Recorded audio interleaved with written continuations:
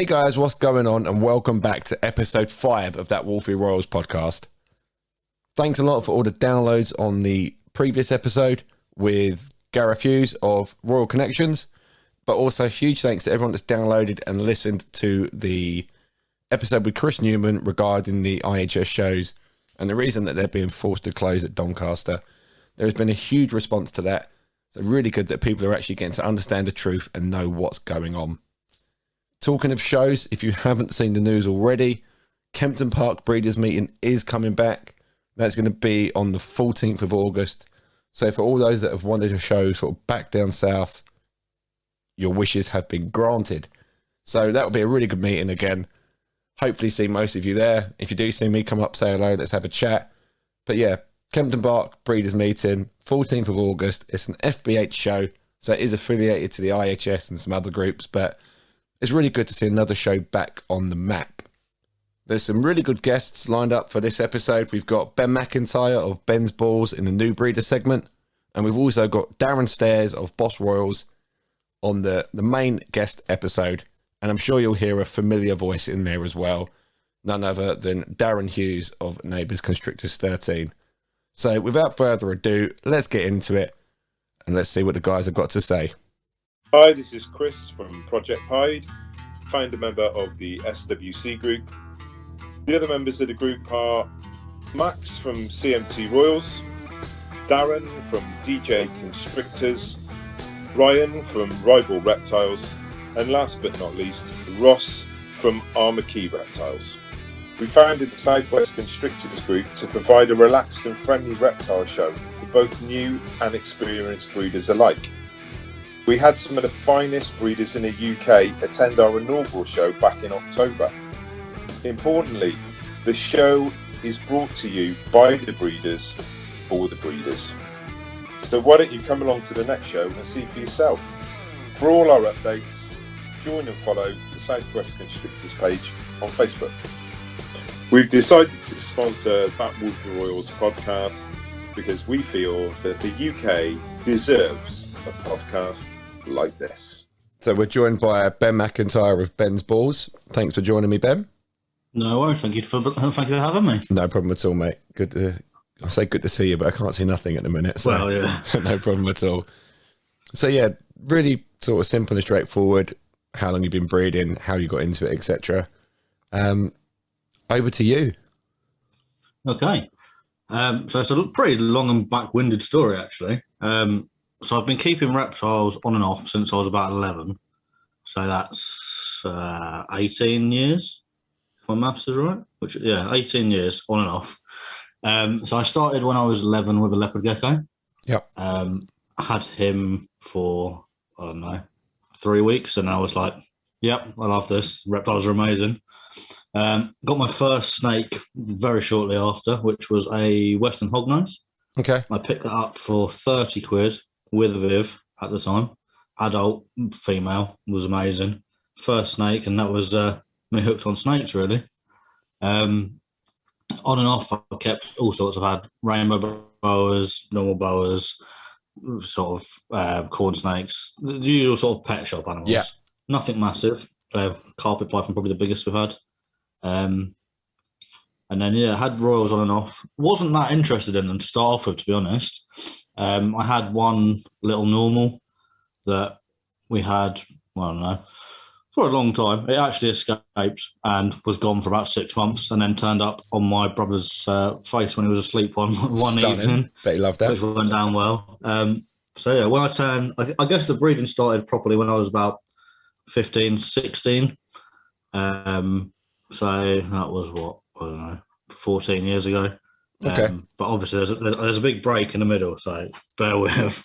I haven't been breeding for 14 years, but my experience started about 14 years ago. Okay. My friend and I both had royals. He had things like lesser pastels, albinos, and I had quite a lot of normals, and then a big female Mojave and a few other bits. And we just sort of were pairing them because we wanted to.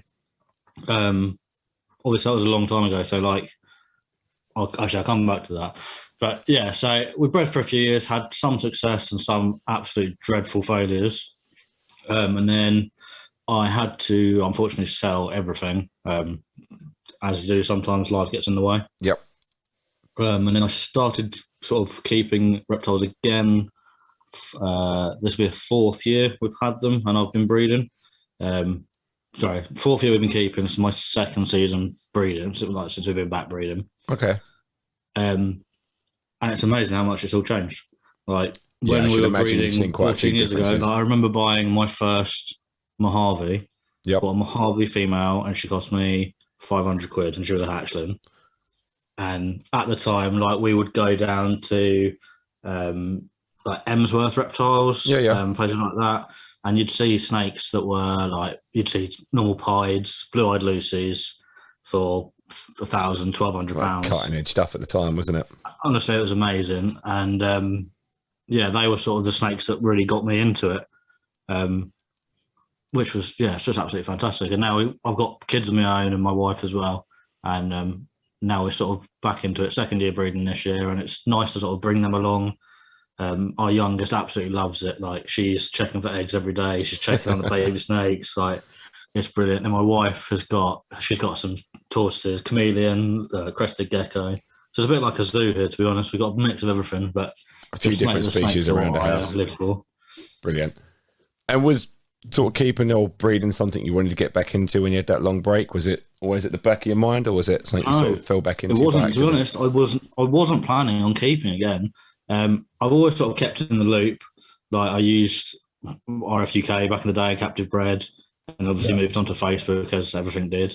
So I've sort of, it's always been there in the background, but I didn't really have any plans of keeping or breeding or anything at all. Yeah. And a friend of mine, actually the same friend that I used to breed with, messaged me saying, I've got a normal female and a Viv. I bought it for my son and he's terrified of it. Do you want it? And I went, yeah, why not? I'm sure we can have one.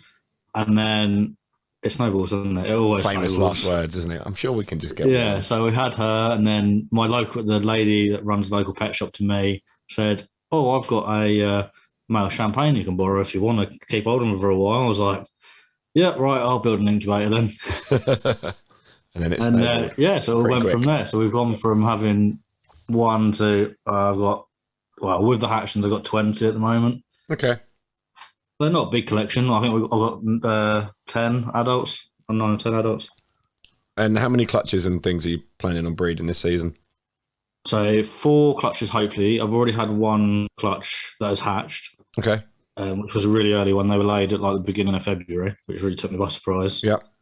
So they are sitting in the hatching rack at the moment. And then I've got 3, I think 2, possibly 3. I'm not sure the last guy's going to go. So what hatchlings have you had this season already? Yeah, so the first pairing that was hatched, it was a normal female to pastel yellow belly Mojave spider male. Okay. So quite a decent male. And they threw some really nice babies, actually. I got pretty lucky with the sexes. I got 2 males and 6 females, 8 eggs in total, which was a nice clutch to start. Stunning ratio on those. Yeah, no, it was really good. And I got a nice mix. I was hoping to try and produce as few with spider in it as possible. Like, I don't have anything against the spider gene. Yeah. I quite like it, but they're quite hard to shift. And I'm not breeding to make money or to like sell loads of snakes, but at the same time, I don't want to be stuck with loads and I can't sell. You know what I mean? Yeah, you don't want to keep everything back, do you? No, exactly. We need to shift stuff to keep progressing. So. Exactly, but yeah, no, they were really nice clutch. There was 2 female pastel Mojave yellow bellies, and they're both absolutely gorgeous. So one of them might end up in my hatching rack, but I haven't made my mind up yet. Got to keep adding, got to keep adding those females in, even stuff that you don't think is that spectacular. But I always I kept some pretty average stuff, so to speak, just because it looks nice. And I thought, you know what am I going to do with it otherwise? I'm going to sell it for 150, 200 quid or whatever, and probably regret it 2-3 years down the line. Well, yeah, I'm in an iron about it because the same male has gone to 2 other females as well. Right. So we'll see, because he's also gone to a banana fire and a cinnamon. So you might be spoiled for choice down the line. Yeah, exactly. So yeah, I'm not sure yet. And then I've got a pairing that is a butterfire het pied to a het pied normal, het pied female. So that is probably my most anticipated clutch for the year. When I started breeding again and looking at all the snakes, I told myself that I wouldn't buy a pied and I wouldn't buy a blue-eyed Lucy until I've produced one myself. Right. Because when we used to breed, they were like, I don't know, the holy grail of what I was trying to like get. So I know I can go and pick like a pied up for a few £100, but I'd much prefer to produce one myself. Yeah, it's very rewarding, isn't it, producing those recessives? It feels like you've accomplished something. Oh yeah, most definitely. Especially as when I was like 15, 16, we'd go into these shops like gobsmacked, like, oh wow, I'm never gonna be able to afford that. That's amazing. Look at wow, like, especially blue-eyed Lucies as well. They're just one of those snakes that are just drop dead gorgeous, I think. Yeah, and they stay pretty much pure white the whole way through as well, don't they? They don't sort of lose any colour or anything really. So they look as good as 3-4 years later as they do the day they hatch. Yeah, exactly. Yeah, definitely. I've actually got a blue-eyed Lucy girl that's waiting to drop any day now. I think she was due about 2 days ago, so looking forward to seeing what comes out of that. The Het Hyder's mine's like that. I think she's 4 days like over at the moment. Yeah. So I'm checking it twice a day. Like anything? No. Yeah, I'm the same. I'm coming in before I go to work in the morning. Coming straight in here once I've sort of got back in the afternoon or evening. And that's exactly it. Just disappointed every time I open the tub now at the minute. Yeah, pretty much. Hopefully soon. So what projects are you sort of working on at the moment, and what stuff do you hope to be working with in the future? So I'm not planning on going crazy, to be honest. I know a lot of people are in the recessives, and especially a lot of people working with clown at the moment. And I hate to say it, but I'm not a massive clown fan. Yeah. And I know I'm one of very few. But I'm quite happy working with the like incomplete dominance and just making cool combos. I haven't got the room to have loads of holdbacks, like het holdbacks. Yeah. So once I'm hoping I've produced a pied, maybe I will do a few more things with pieds, but it will definitely be visuals to visuals as opposed to hets. Yeah, just so you can keep everything back and take your pick of what you need. And then apart from that, I'm just happy just making cool stuff, to be honest. I've got a really nice female calico, pastel calico, sat in my rack at the moment, who's about 900 grams. Okay. I'm hoping to do some nice stuff with her, obviously, once she's up and at size. I'm not sure where I'm going to go with that yet. Possibly Enchi, or Orange Dream, something like that. Okay. Maybe a bit of Yellow Belly, but she's got white almost all the way up to her dorsal, so she's like a cracking example. Nice high expression calico. Yeah, really high expression. And then I've got 2 female Mojave combos that are sat in the rack that will be my blue-eyed Lucy girls next year, hopefully. Yeah, I mean, but no, I don't really have that. Yeah, no major plans to go crazy. I'm quite happy just producing sort of like almost. I don't really have visually like the higher end stuff you'd see in a pet shop. Yeah, like that sort of stuff is, like I say, not too difficult to shift. There's always someone coming into the hobby or someone that's looking to expand, that's looking to add a multi-gene sort of code on, or exactly. I'm not looking. I don't have the patience to sit and like try and produce a triple recessive. I much prefer to just go, oh, we'll put that one with that one, and then that's it. Like we get what we get. There's no and some of that stuff can be really, really outstanding when it comes out as well, because you put enough genes and you don't. You get things that you didn't expect to look certain ways, and you get to see things that you didn't actually visualize in your head that well, and they come out and they really take you by surprise. Definitely. Yeah, and I think especially with with my kids as well, it's a lot easier to explain to them and them visibly see what's going on. Yeah, as opposed to going, oh, this has got the genes in there, but you can't see them. Yeah, this will look boring until 3 years' time when it might look okay when I put something else to it. But no, I did the same when I first started. I was just breeding. I was quite late to sort of recessives and hets and stuff, so I had the odd bit here and there. I always wanted to make banana pieds, so I had a pied female and a banana het pied male producing banana pieds. But other than that, I was pairing just visually appealing snakes, stuff that I like to look of. Yeah, that's exactly it. That's what I'm just working it from there.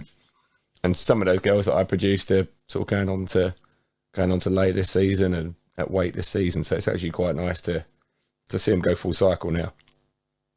Yeah, definitely. It is really nice especially like things you've produced yourself. Funnily enough, I've got we've got a leopard gecko here that was the first ever reptile I produced myself. Yep. So I produced her when I must have been 12 or 13, like really early on.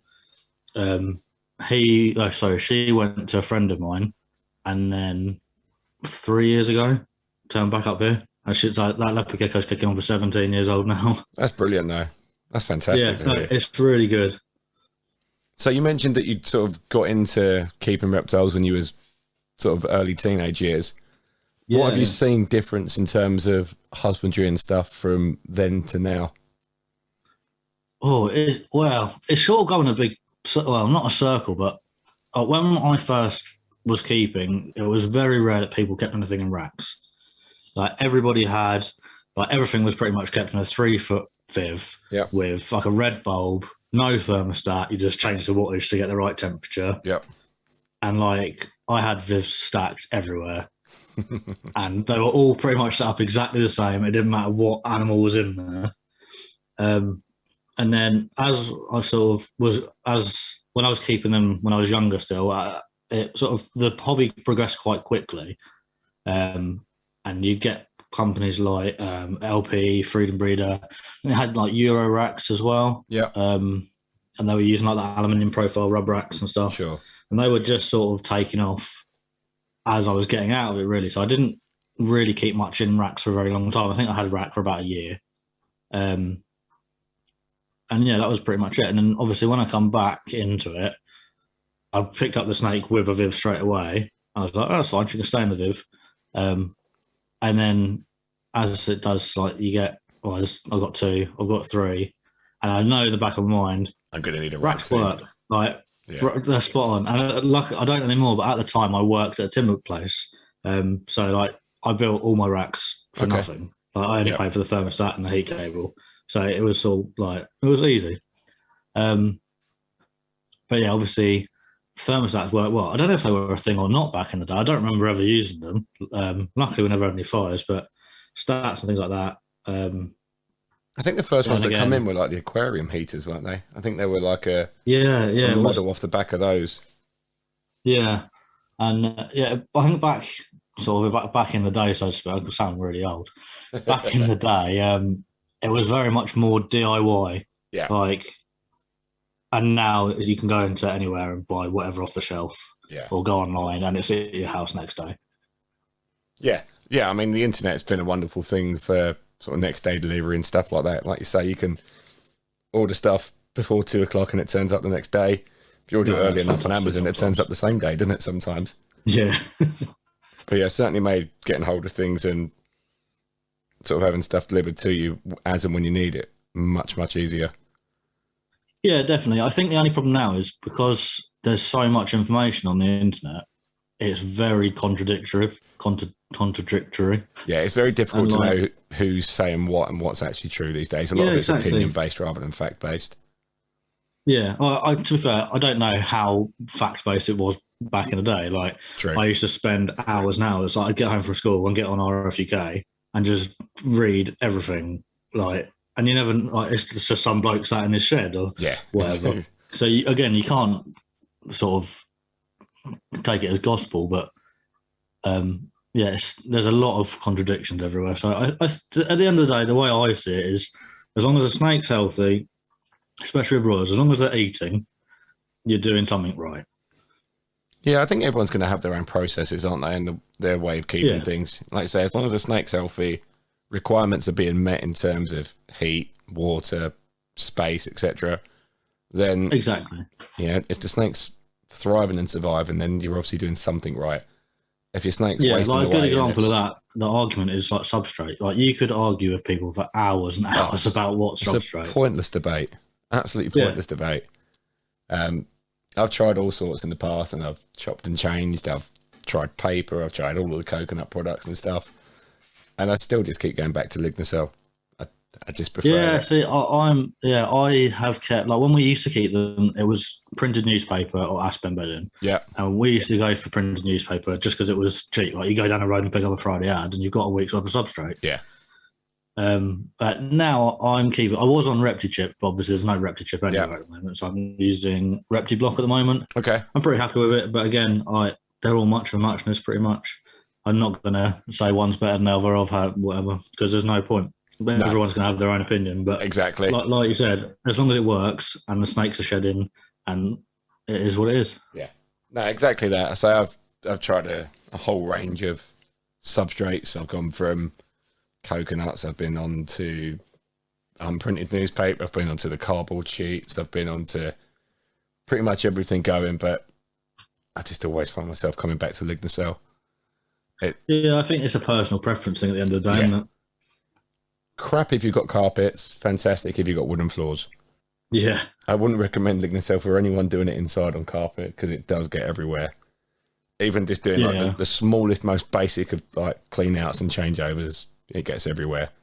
But that's why I like the coconut sort of husky stuff, because although you drop it on the floor, they're quite big chunks, so they're easy to clean up. Oh yeah, just don't go hoovering them. They do get stuck. I've tried it in the past. I get told off for making this whenever. Anyway. I've tried it in the past and I've broken many a Dyson in the past doing it. So not allowed to do that anymore. So when you sort of came back into it, was there anything you had to relearn or learn again, or was it sort of picking up from where you left off? I don't know if it was a case of learning, relearning, or just reminding myself, especially more the breeding side. Mm-hmm. Just like, I know there isn't a set timetable for most snakes, but there's a sort of process in the way you do it. And especially like those sort of things, reminding myself on sort of when to pair them, when I'm feeding them, the times between like ovulation, pre-lay shared. Yeah. And obviously they're not set in stone, but it's a good guideline to have. Yeah, you know the rough sort of numbers in the top of your head. Yeah, exactly. I think, that was probably the thing that I had to sort of relearn the most. And then the genetics, it's just ridiculous. Like when I stopped breeding the first time, I think World of Ball Pythons had about 800 morphs on it. God, and I came back a few years ago and it was like 7,000 morphs. Yeah, that's gone up 2,000 or 3,000 since I've sort of been interested in breeding in a sort of a serious way. Yeah, I mean, when I first started, I remember 5,000 odd. Yeah, it's crazy. I can't remember the name of the bloke, which is really annoying. But when I was driving, so I must have been 17, driving to London, which is only 30 miles from my house, from 30 miles from where I was living at the time. But at the time, when you're 17, like, we're going to London and it's amazing. So we ended up driving to London, me and my friend, to go and pick up. I can't even remember what snake we were picking up, but we ended up at some like sort of dodgy, like almost like a lock and store. Okay. And we went in, this bloke had like floor to ceiling racks. I can't remember his name, which is really irritating. But I remember him showing us the first, he'd produced it. It was the first UK produced like Enchi Lesser Pastel, which now is like nothing. But at the time we were like, oh my God, that's absolutely amazing. Like, I can't even believe like that's a 3-gene animal. Like at the time, like we were chasing things like bumblebees. Yeah, so that 3-gene was unheard of. Yeah, it was absolutely crazy. I remember seeing it. I was like, what? And it was just, out of this world. And then, come back into it and it's like, you can have one for like 150 quid, crack on. Yeah, it's crazy, isn't it? How the times has changed and how the prices have changed along the way. But it's like everything, isn't it? Supply and demand and more people get into it. Well, exactly that. Yeah. But I think like looking at the picture, especially going on Instagram now, I'm like, what is that? What is that? Like before, it was quite easy to recognise things, but half the time I haven't got a clue what I'm looking at, and I have to go like read the descriptions, and then there's nothing in the description, so you're in the hashtags like trying to work out what it is. And then you're looking at upwards of sort of 5-6 genes, and you're like, Jesus, like this is becoming a headache. Yeah. No, it's good though. It was good. The only thing we sort of I didn't lose touch with between like in the period of not keeping was especially me, my daughter, sort of as she was growing up a little bit, she's only 11, but I used to watch religiously, was Snake Bites TV at the time. And Brian Barczyk. And that, I think that sort of, for her especially, has sort of lit that flame. And at the moment she's got 2 leopard geckos and a bearded dragon. Okay. And like she is like every day. She's like, "Oh, is there a Brian? Can we watch it?" Like we sit down and watch it. Daily We'll vlogs. dinner every day. Does he still do the daily vlog? And yeah, I think he misses out on Mondays now. But apart from that, it's daily. Okay. But yeah, she absolutely loves it.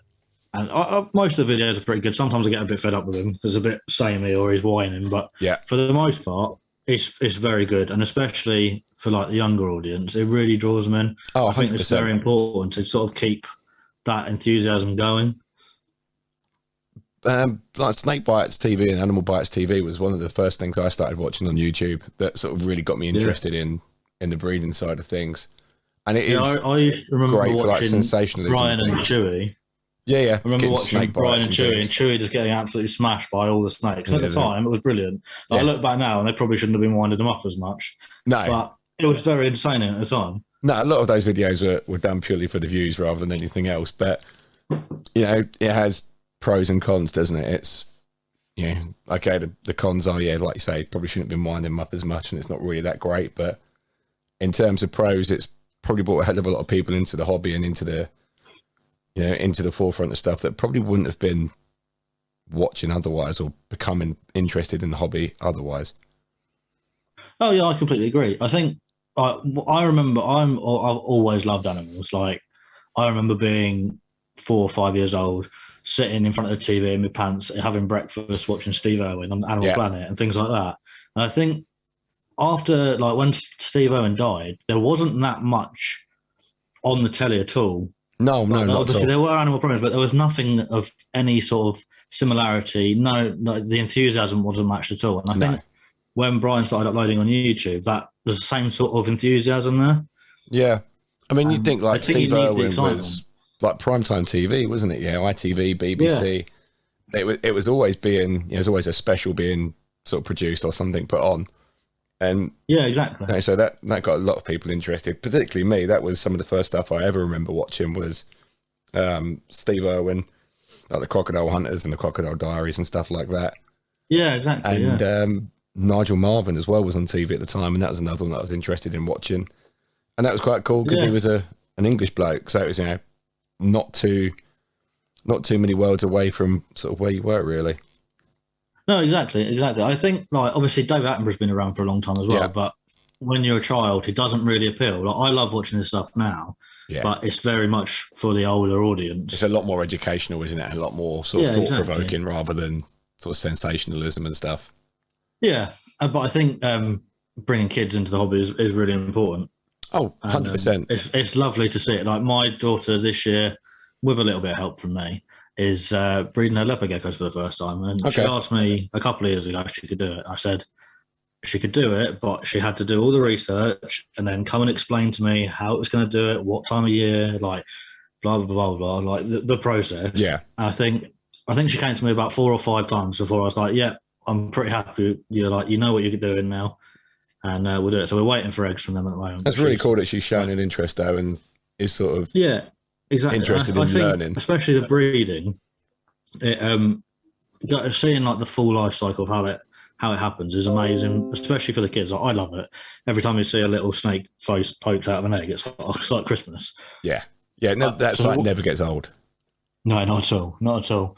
But for especially a younger child, for them to see, like, obviously she's learning sex education at school at the moment, so to be able to sort of do that at home with her pets, and see from start to finish exactly what happens. Like, she helped me set up the incubator, we've got the egg tubs ready, she knows why we're setting them up the way we're setting them up, and she understands it all. And I don't think it's something that is, obviously it's not taught because it's quite a niche thing, but to have that knowledge and the experience, I think is amazing, because it's not something you're gonna like see at school or no, not at all. It's rare to come across, really. Completely, 100%. It's good that it's good that she's shown an interest in actually learning rather than just going through the process of it, which is, you know, essential for the future of the hobby, really. Because exactly, we're not getting any younger, unfortunately.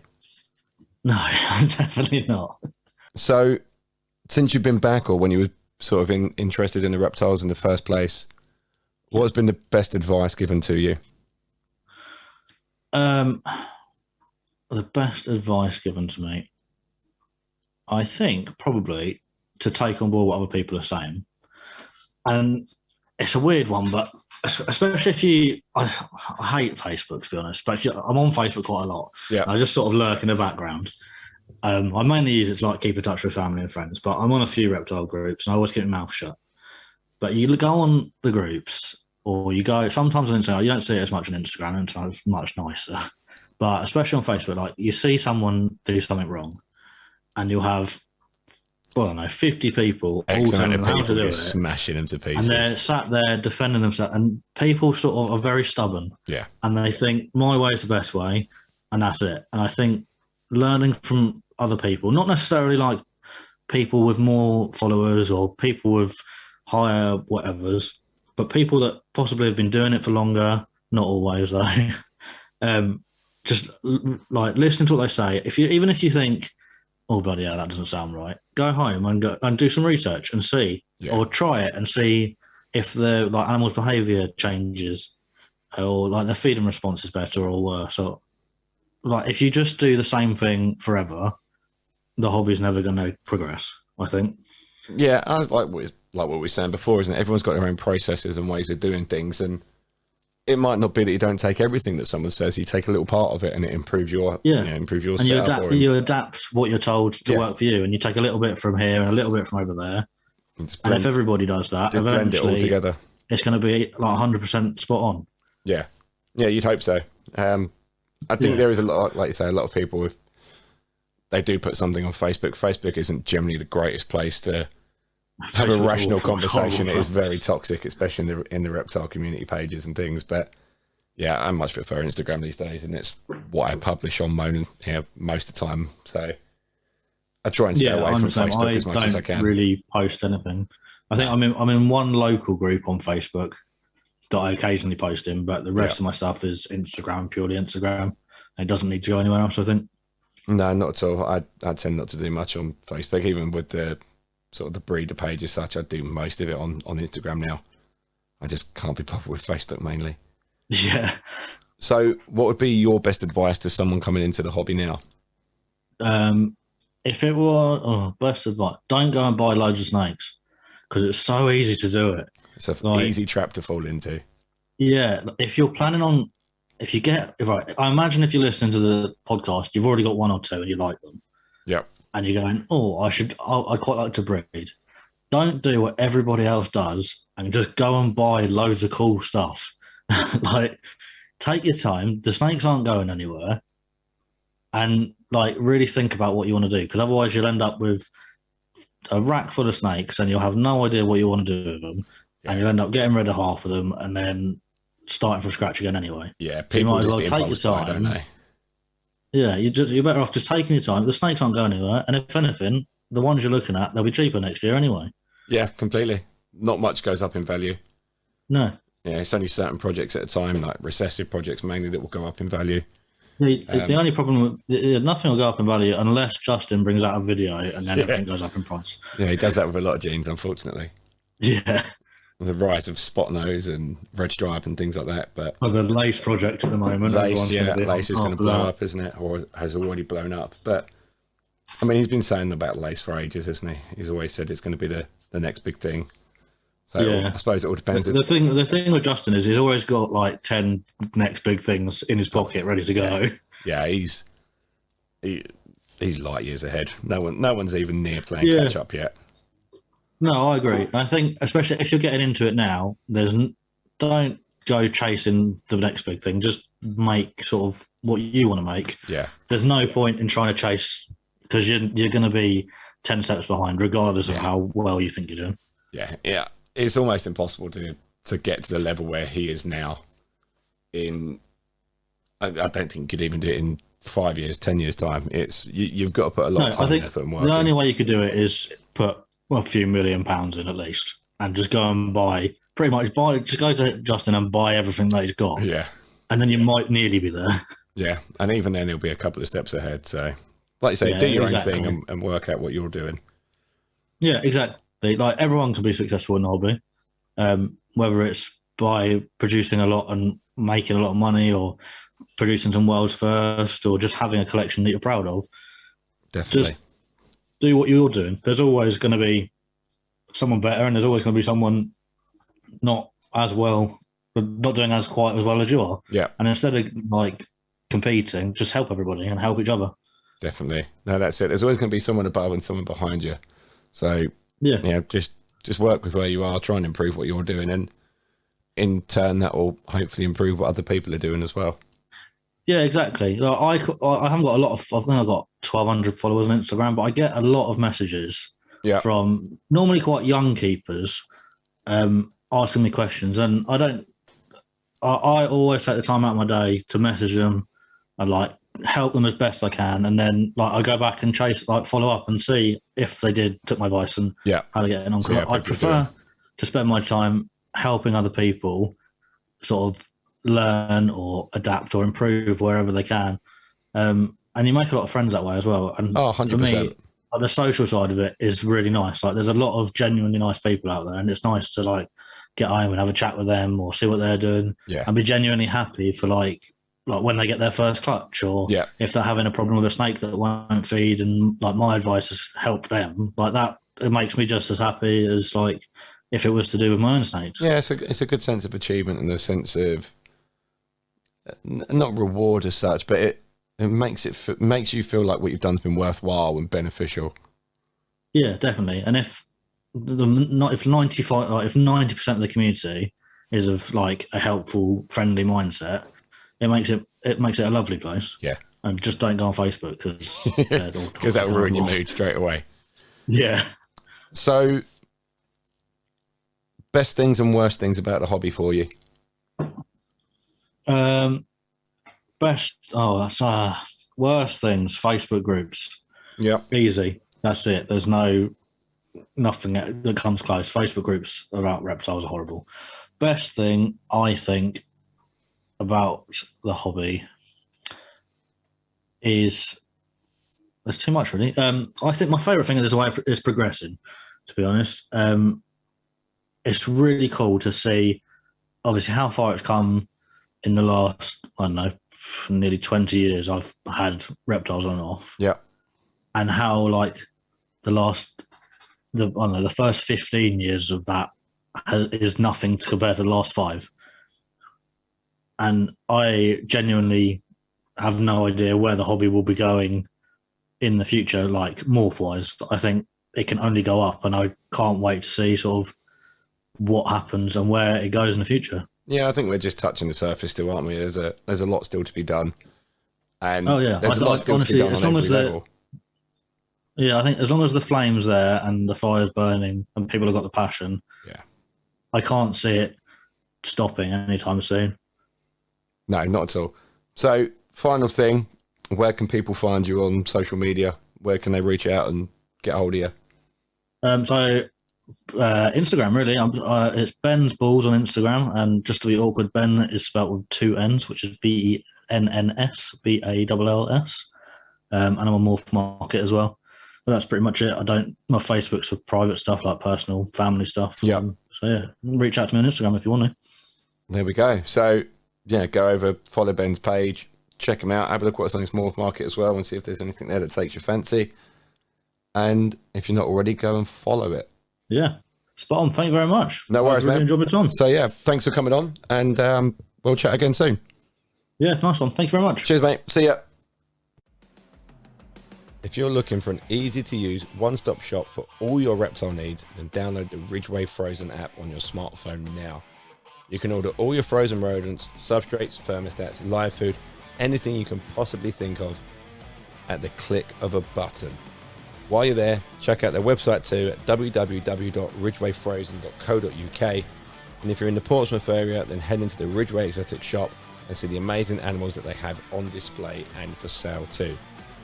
Also, check out the Ridgeway Courier app, making it as easy as it's ever been to transport your animals safely around the country with a licensed and registered death threat courier. Head over and check out their Facebook pages for all the latest information, news, products and livestock lists available. So there we go. That was Benn from Benn's Balls. If you're not already, get over on his social media pages, drop him a follow, show him some support. The next guest needs no introduction at all. I'm sure you're all aware of him. Easily one of the best collections in the UK. Some of the stuff that Darren Stares is producing is just phenomenal. Yeah, absolutely fantastic stuff. I'm lucky enough to have some of his offspring in my collection, and I'm working with some genes that he's got going on too. So, yeah, I love going down to Darren's and seeing the animals that are there. So, without further ado, let's get into it. This is Darren Stares of Boss Royals.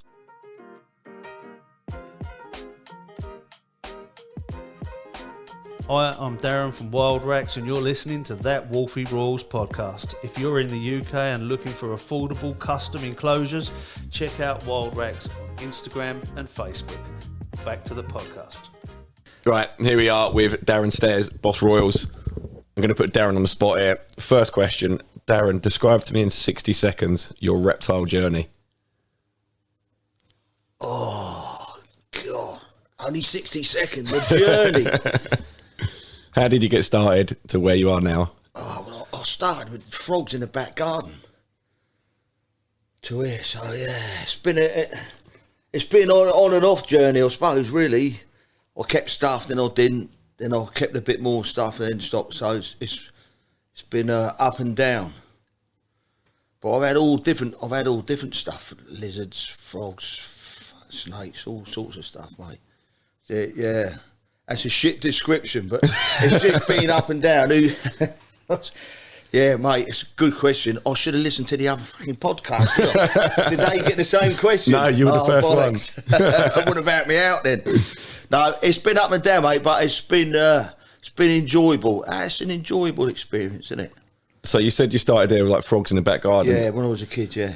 So what was your first real sort of collected snakes or collected reptiles? What did you first start getting into breeding or keeping in sort of bigger numbers? Christ, probably I probably had a corn snake, I reckon, the first thing that was sort of bought. Same as most people, corn snake, leopard gecko. Yeah. Corn snake, I reckon, corn snake probably. I had a few bits up in my old tattoo shop. I had a few got out, mate, actually. I was on top of a jeweller's. And so I had them. The shop was sort of a bit back to front because I worked at the back of the building. I worked at the back, and then at the front there was a big space that I didn't use, and another room that I had all the animals in. So I had a couple of corn snakes. I think I had a couple of just normal royal pythons. There was only normals about then, because probably before you was fucking born. There was only normals about then, just after the war that was. And then what else did I have? Up this room I had a couple of Madagascar geckos, what they call the giant geckos. What they call them? Big bright green ones with the red spots on. Madagascar day gecko. Oh, okay, day geckos, yeah. Had a couple of them, mate. Couple of different snakes, white tree frogs, the big bullfrogs. So I had different things, horned frogs. Yeah. Anyway, I used to all the crickets in it. You used to buy them get them sent in a box of like supposedly 1,000, and I'd just shake them into a big tank, and they'd just jump everywhere, and then give it a sort of few days a week, and if you walk past the jeweller's downstairs, and she's got all these nice watches. Not, real nice expensive watches with big black crickets climbing all over it, you know what I mean?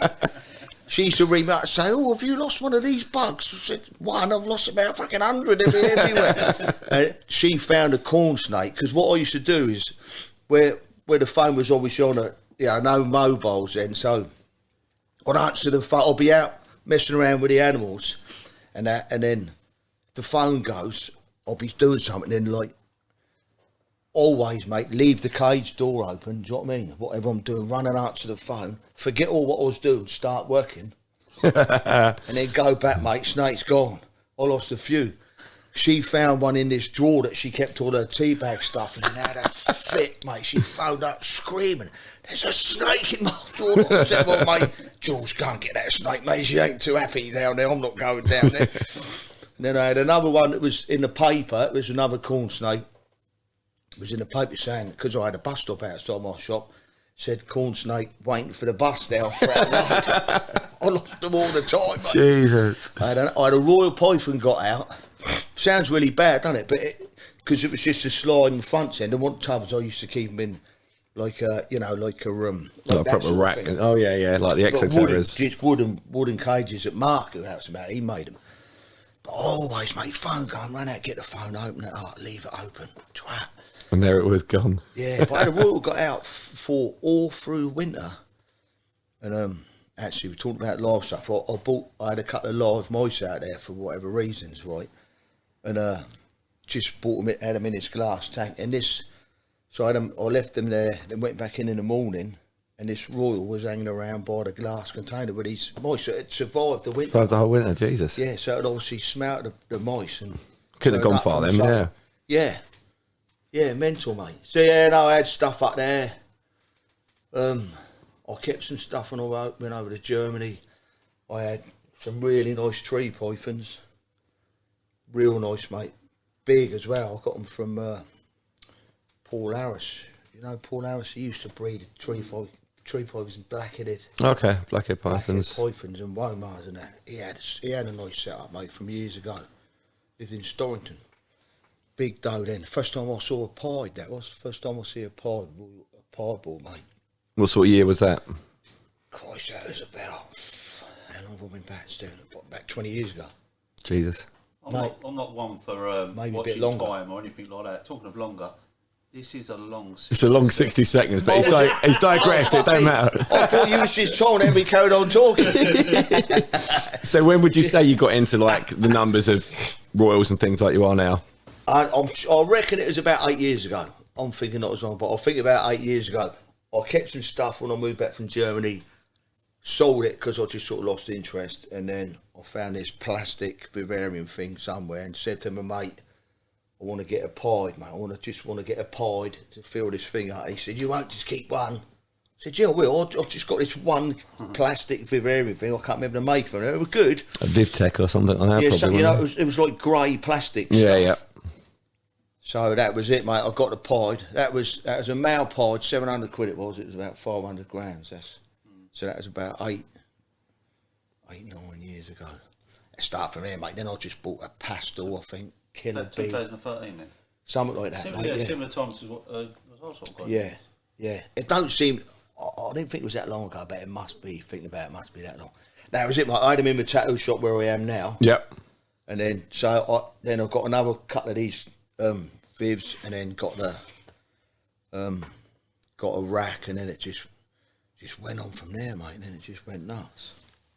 It's just addictable, isn't it? You just How get- quick would you say you scaled up? I went probably within a couple of years, I reckon. Into what sort of numbers was you then? I had in the shop before I moved into where I was living in the shop. I probably had about 15 in the shop, I think, and then I had a shed built where I lived. That would have had maybe 50 in there. Then I had to get out a bit rapid.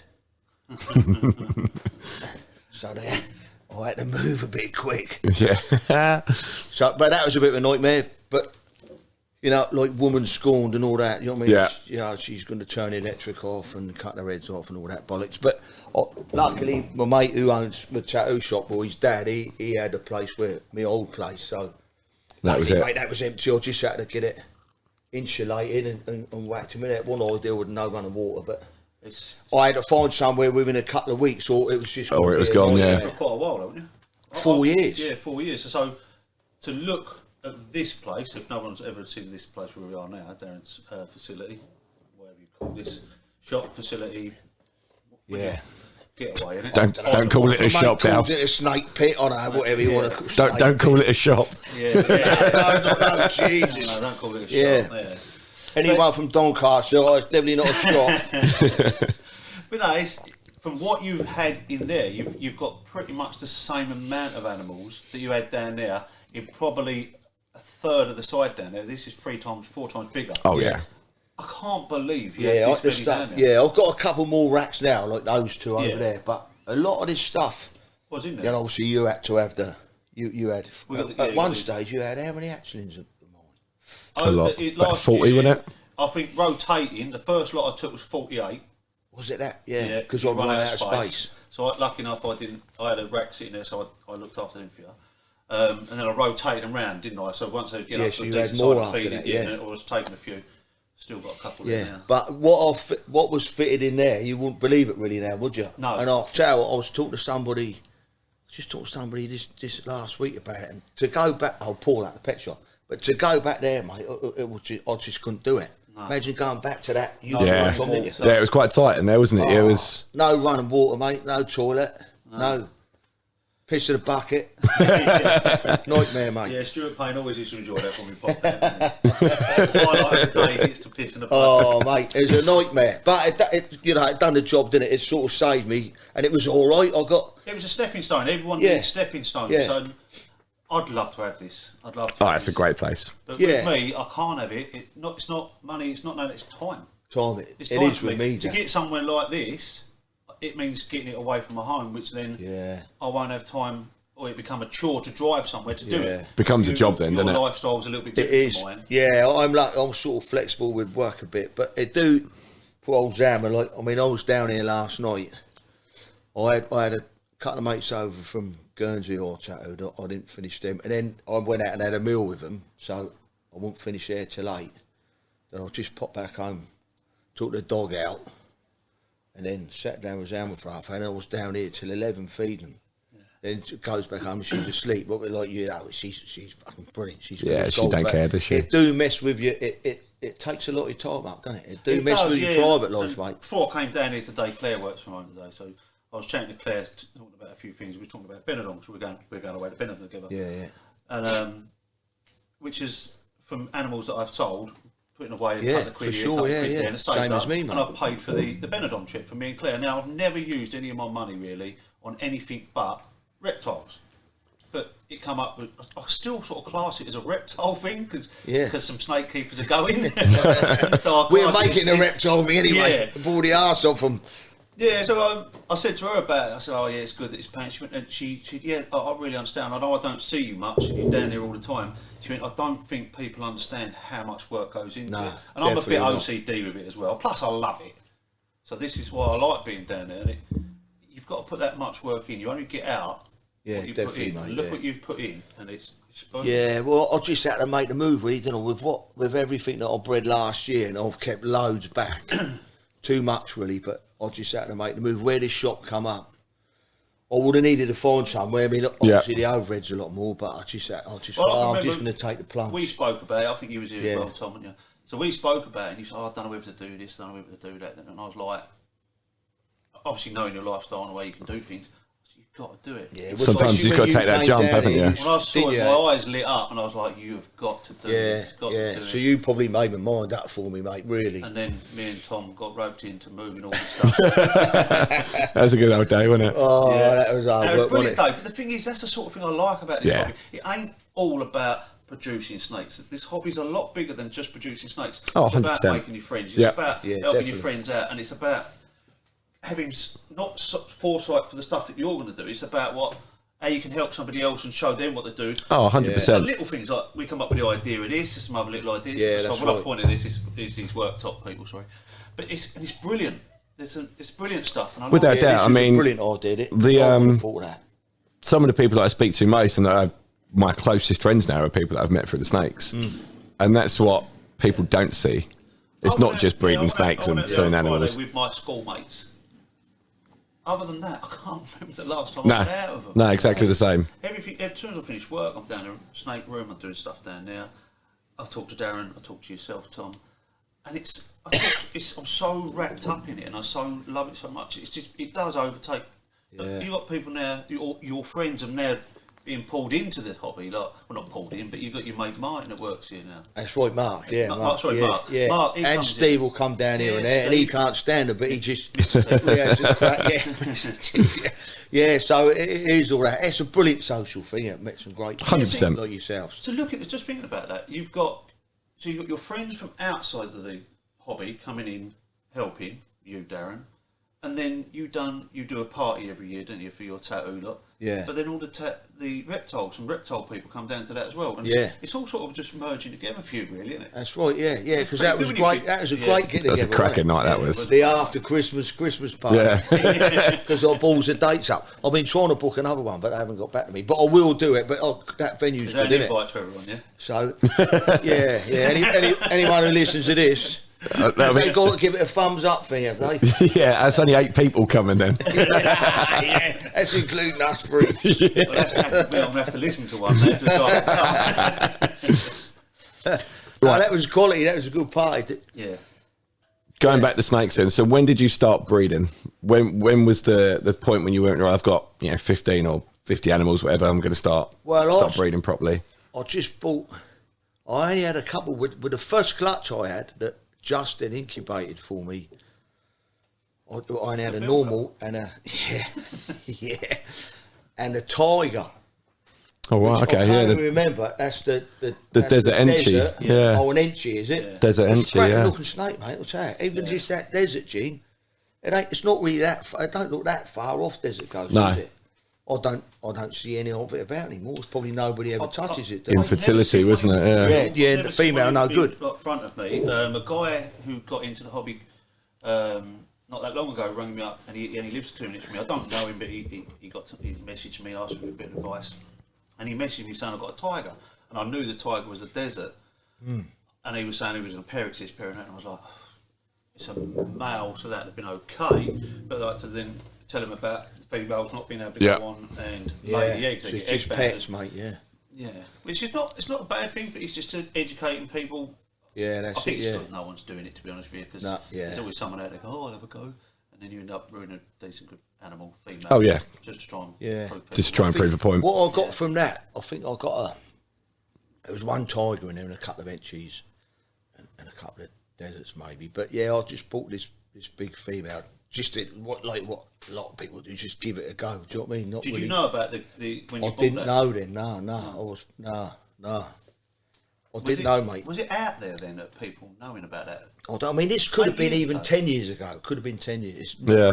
Maybe between 8 and 10 Whether years. people I'm knew sure and they I just got didn't tell to Jackie get the Millman cells. bought the hatchling tiger off me, but she's probably, I doubt she's got that now, yeah. Interesting So to find out. It's quite a long time ago. So that's the first clutch anyway. I didn't keep anything from it. I can't remember the second clutch. But it took me a couple of years to.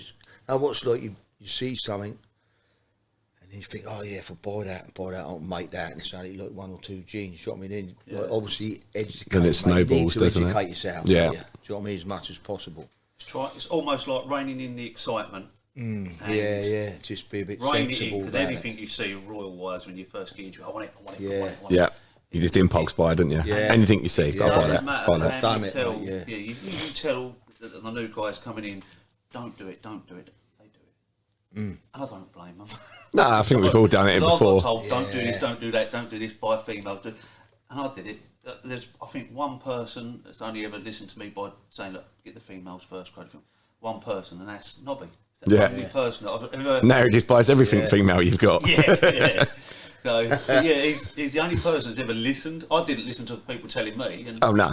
So, but yeah, he's the only person... You I've always heard think you know that- best, don't you? I've got animals in the racks that I've bought, I've never bred, probably never will breed. Yeah. And I've just bought an impulse because I quite like the look of them. That was it. But Yeah. Well, you saying that, Tom? I've got banana clown male there that I bought, must be 5 years ago, and I've never bred him. No. There's nothing wrong with him. I've just never used him now because I sort of changed what I was doing. Change and then- direction and I like stuff. the banana stuff, but I never really got into it. I'll do another pair now. I don't know why I'm pointing because no one can see, but I've got pastel banana het clown female over there, which I've put the Batman to. nice. Yeah, so I don't know if The she's going to Batman go. that's possible OD. as well. Batman that's possible OD, possible het pied. Here we go. Yeah, I'm not. Yeah, possible. It probably Anything is. in here could be OD. I ain't got a clue, have Unless it's It's pastel, we nice. can't see it. That's it. I? Yeah. No, so really, sounds I've just sold a banana pied. I bred him probably about the same, about 4 years ago. I used him once last year, but I think you get to a level in this hobby where the bananas are brilliant as long as they're female. Yeah. I think it's the sex link male gene with them. Completely. Hook people Completely up. agree. yeah. can put people off when you get to a certain level. I still work with mail makers, and I don't mind putting it to recessives because if you get a nice mirror. And if you want the mail out of it, you're pretty much if you're trying to produce something to further your project, then mail's perfect for you. Well, that's exactly what I've done last year because like I said when I was talking to Gary with the other podcast, I saw Gary cut that out. Don't bother me, mate. I've been on there as well. No, because I said before, Carl put this, what was it, a GHI banana? I think it was only GHI banana pie, and I thought that looks a bollocks. And I had the sort of ingredients to do that, so I've done it, and I've got that mail over there, which has also got black pepper, so it's that's the one that was at mine, wasn't it? That the one you didn't forget about, what I was hoping you was going to. That's right, yeah, because I got a brother to that. Really, that one there. Yeah, that one there, that one there, and then I've got another one with lesser in. So I've got GHI black pastel banana het pied. So I mean like a GHI banana black pastel pie. It'd be pretty cool. Would look, I haven't seen one. It's obviously probably been done, but so I got what I wanted like that. So like you say, it was handy with that being a mail. You're going to get a mail, aren't you? Yeah, can use it and further your projects a lot quicker. So ideal. So where's the sweet spot for you with clutches? How many do you aim to produce or hope to produce each year? Well, I think I'm probably not going to. I've paired quite a few. I've paired about 50, to be honest. But I reckon I'm only going to hit about. I'd like to get at least 25. Right. Just with stuff I'm sort of progressing with. I've got 4 clutches so far, I think. How many did you have last year? 45. That's why I asked that, because I do have when you said 25, I was like, a lot more. Yeah, I guess I remember it being a lot more than that. I've got a lot more space this year, so... Have you got some space at your gaff? That's what we need to find out. All depends on what you're pairing, to be honest with you. No, so I don't think I'm not going to get that again this year, but because I had a lot of them females didn't go the year before. Do you know what I mean? So it was and like I did have some culmination of catching up and stuff. Yeah.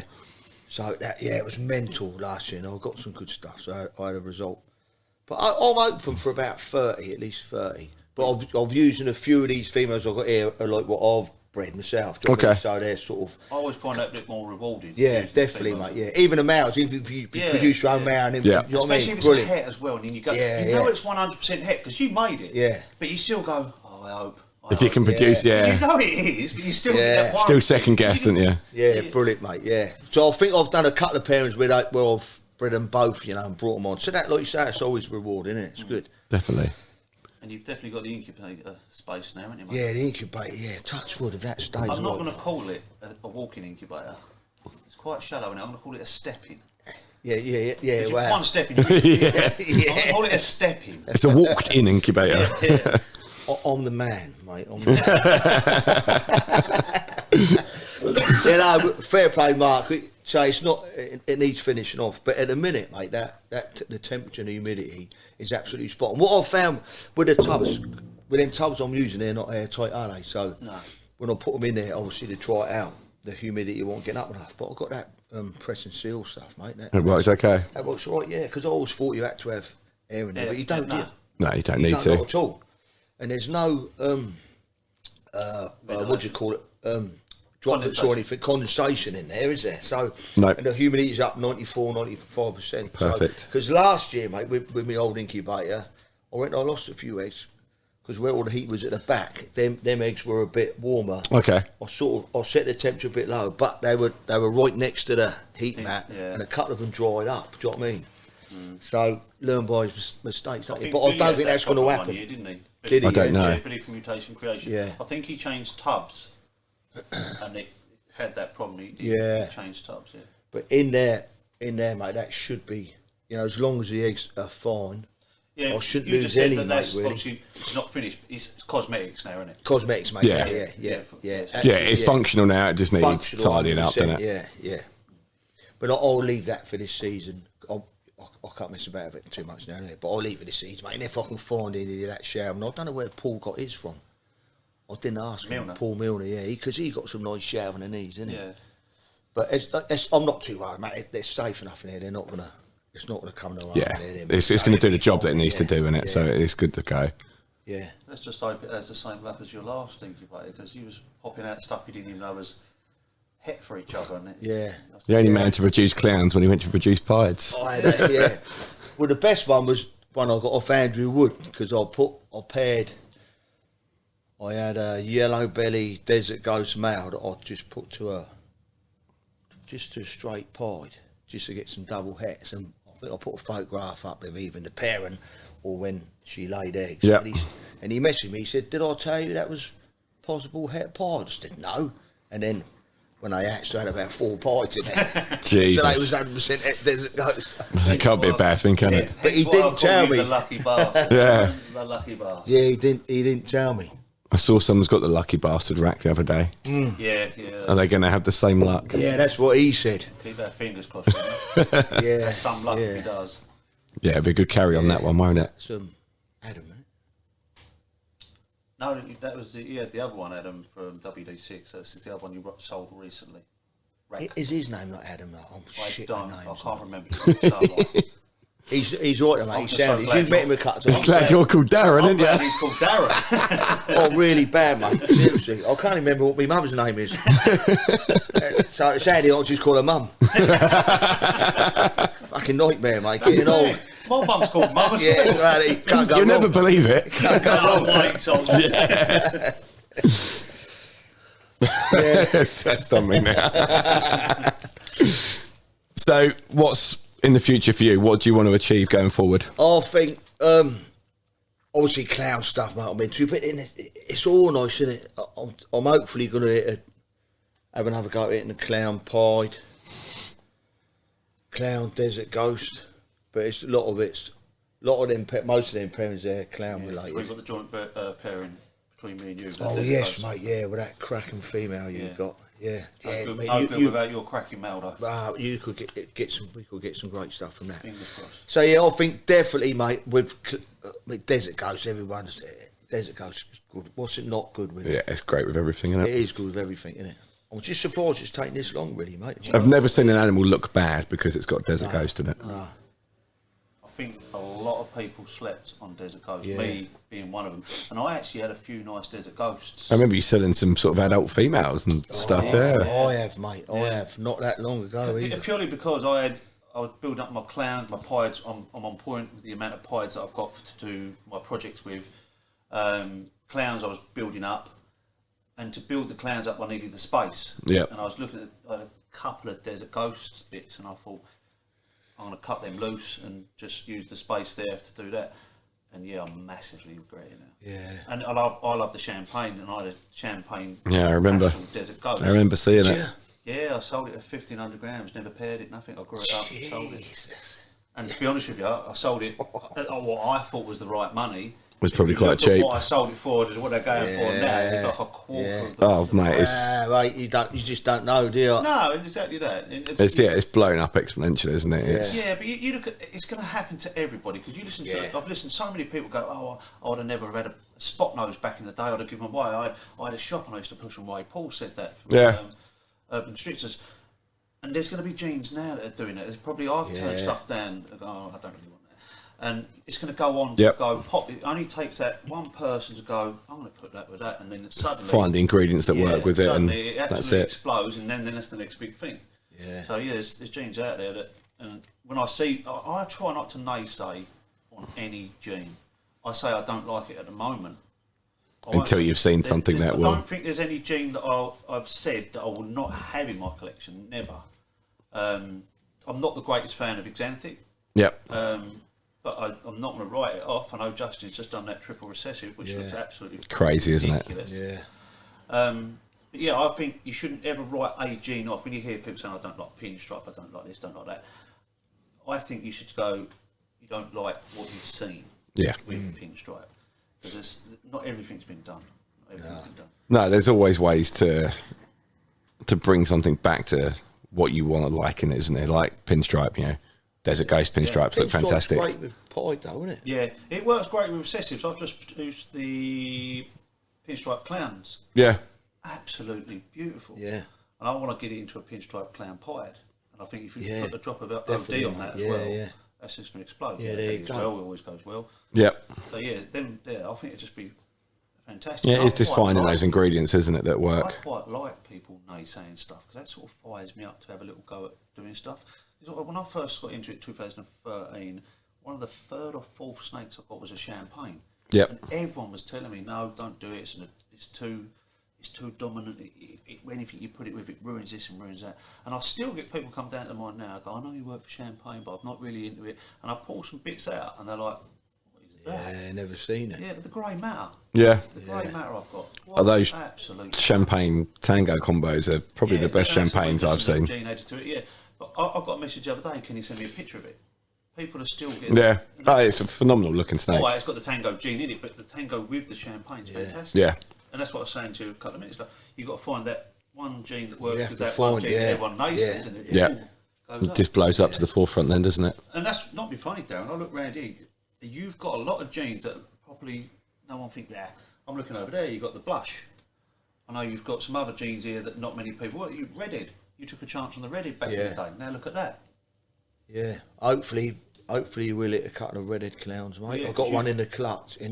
Got one in the Incubator. incubator. I've got one in my. Yeah, I've got 8 eggs in mine. I had 6 eggs, but one I haven't checked it, but one of them had real weak veins. But there's definitely 5 good eggs. Well, you messaged me that day, didn't you? Saying That's right. Yeah. Mine was a couple of days early. yeah. So Darren messaged me saying, "Oh look, my redhead boy's done the business." Blah blah blah. I was like, "Oh, go on, Dale." Went down my facility and I was like, "Yes." And Another mine, one. Yeah, mine on exactly the same day. Exactly the same day. They're both brothers, both been to clown combos. I believe. Yeah. And, Straight clown, mine is. I Female. went for the pastel with mine. I'm still pairing him to an Enchy Motley clown as well, so I'll keep your fingers crossed on that one. Right. But yeah, both on the same day. How mad's that? And I had a few boobies in here, so when I lifted the girl to have a quick look, it looked like I had 4. Quite a lot of slugs, I yeah. thought I had a lot Yeah, of that's slugs. when And you the spoke girl, to me, I put her to that girl. I know it's again, people naysay pastel. I like it, but so I put it to the girl because she gives me 11, 12 eggs, and I was like, I need my odds up to try and get these. Yeah, of course. The redhead clown stuff. And when I looked, I could see 4 eggs, and it looked like 4 slugs, and perhaps a couple more left in. And I was like, Deflating, isn't deflated. it? But then I was thinking 4 kept positive on the 4. Left her to finish. When I come down and took her off, they were boob eggs, but they're all fine. I ended up with 8 eggs, and I think 3 slugs. I'll take that. It's not what I normally get out of her, but it's a new male. So, first male, but still 8 eggs with redhead in the pairing. Yeah. Redhead clowns is pretty good chances you'd expect. Yeah, Yeah, because you I think still so. don't see much of it, do you? Obviously, No. Justin's videos, but you. So Justin's got it. You've got Captive Bread, is it over here? What's his name? Quality. Oh yeah, Quality Rob- Captives, Quality Rob Hurd, yeah. Rob Hurd, Heard, he's done some he's bits with it, some yeah, nice yeah. stuff with it as well. As far as I know, it's only you guys, Rob and You got Rob and Chelsea. Have got it, yeah. they do. I haven't seen a hell of a lot of other people working with redhead. Ah. So I don't know how easy it will be to well, I know how easy it or difficult it will be for me to pick. It'd be fucking impossible. But what difference you'll see if we get any visuals if there's like a redhead pastel clown or redhead lesser pastel clown, because that with the pastel lesser redhead hats, I mean it blushed it right out, didn't it? It's almost desert ghosty looking, Yeah. but not that bright yellow. Yeah. It's going to be interesting because I know the stuff I've watched Justin do. It's more leopards, some other bits like that. Yeah. So yeah, I haven't seen it with the pastel. I don't know how it's going to work. I haven't seen it with the butter. I don't know how that's going to work. I think Rob Hurd's done some pastel stuff though, hasn't he? Redhead stuff. He probably has, yeah. He's Would done he be a our few. go-to then, wouldn't he? Yeah, he'd be the man to speak yeah, to. we'll Yeah. have a chat with him. And again, this comes down to helping people out. So I know Yeah. I can go to him. I spoke to him. a Yeah, few he times, sounds and he'll Rob, help ain't he? Yeah. He's got some great animals as well, He hasn't has, he? yeah. Some cracking bits down there. I haven't been down. He's been to mine a couple of times. I took some animals to Doncaster for him. I've never been down there.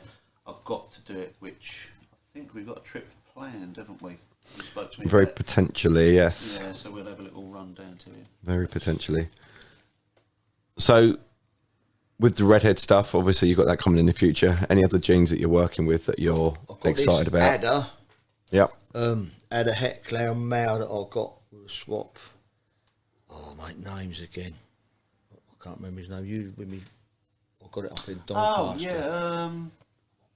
Don't ask me that. Names. But I know what you mean. Really, really nice guy, young lad. Yeah, there was 2 of them. Remember we had a chat with him in a car Yeah, park. really nice. I can't remember his name. As soon as we start recording this, I'm going to remember it. But that was his name, I remember now. Yeah, You just have to edit nightmare, it mate. in, me just saying his name.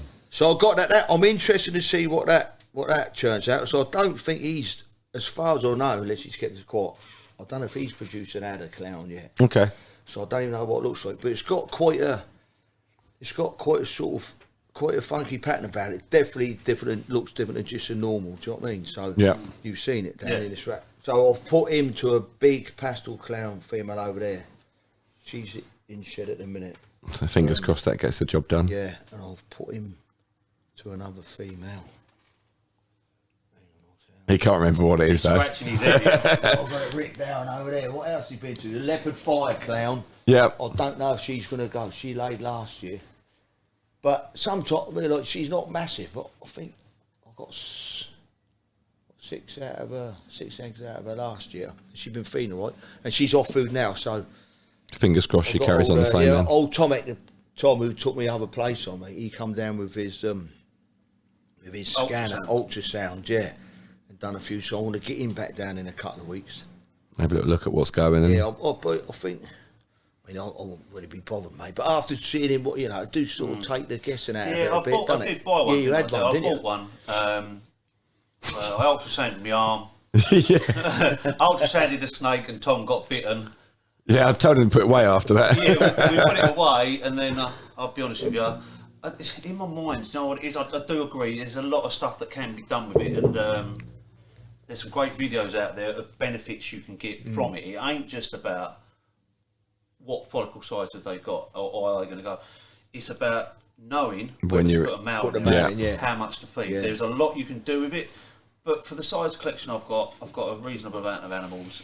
Everything works out all right for me. I'm nearly as lucky as you, Dale. Not as lucky, but if only there was an EN for me, I'd have been as lucky as you, not AN. You reckon that's what it is? Yeah. So, but I've done all right, and Toby and Liam, they said they'd like to use it, and this and the other, and I weren't using it, and I thought, so I just they took it off me. They had it, yeah. They had it. I suppose if you're used to, I have got a couple of males that I've put a 3-4, especially with Desert Ghost trials, so I'll put him, or will be putting him to 5 females, which some people might think is too much, but he's healthy enough, and he feeds. But like you say, if it's no good putting him, if they're not building, then you sort as long of, as you get the rest between and the feed between, exactly that. And obviously, if you stop seeing and losing weight, that's when you pull them out of it. Yeah, I think I put a male to 5 females last season, and they don't all go at the same time of the year anyway. So by the time he's probably seen the last 2, the other 3 have either ovulated and dropped or. Definitely a benefit then to have, if you're going to do that. Then you're not putting him in there's no for point nothing. putting him in. Yeah, there's no point stressing him out putting him in with a female. It's knowing when to put them in, when to how effective are those locks going to be. Do after a little while, you do get the sort of know what's going on with the females. If you can keep, by looking at them. I was looking at some of your stuff earlier. You were saying, I don't know if you're going to go again.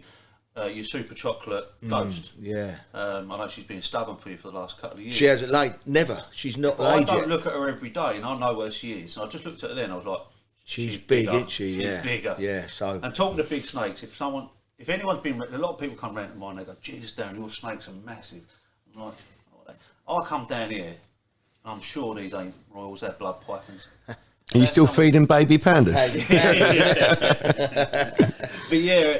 Some of the size of your snakes are just ridiculous. I've never seen size of them, massive. Yeah, well, that pastel clown over there, she's really big. Well, you've seen her. And the pastel lesser clown, she's ovulated, she has. Yeah?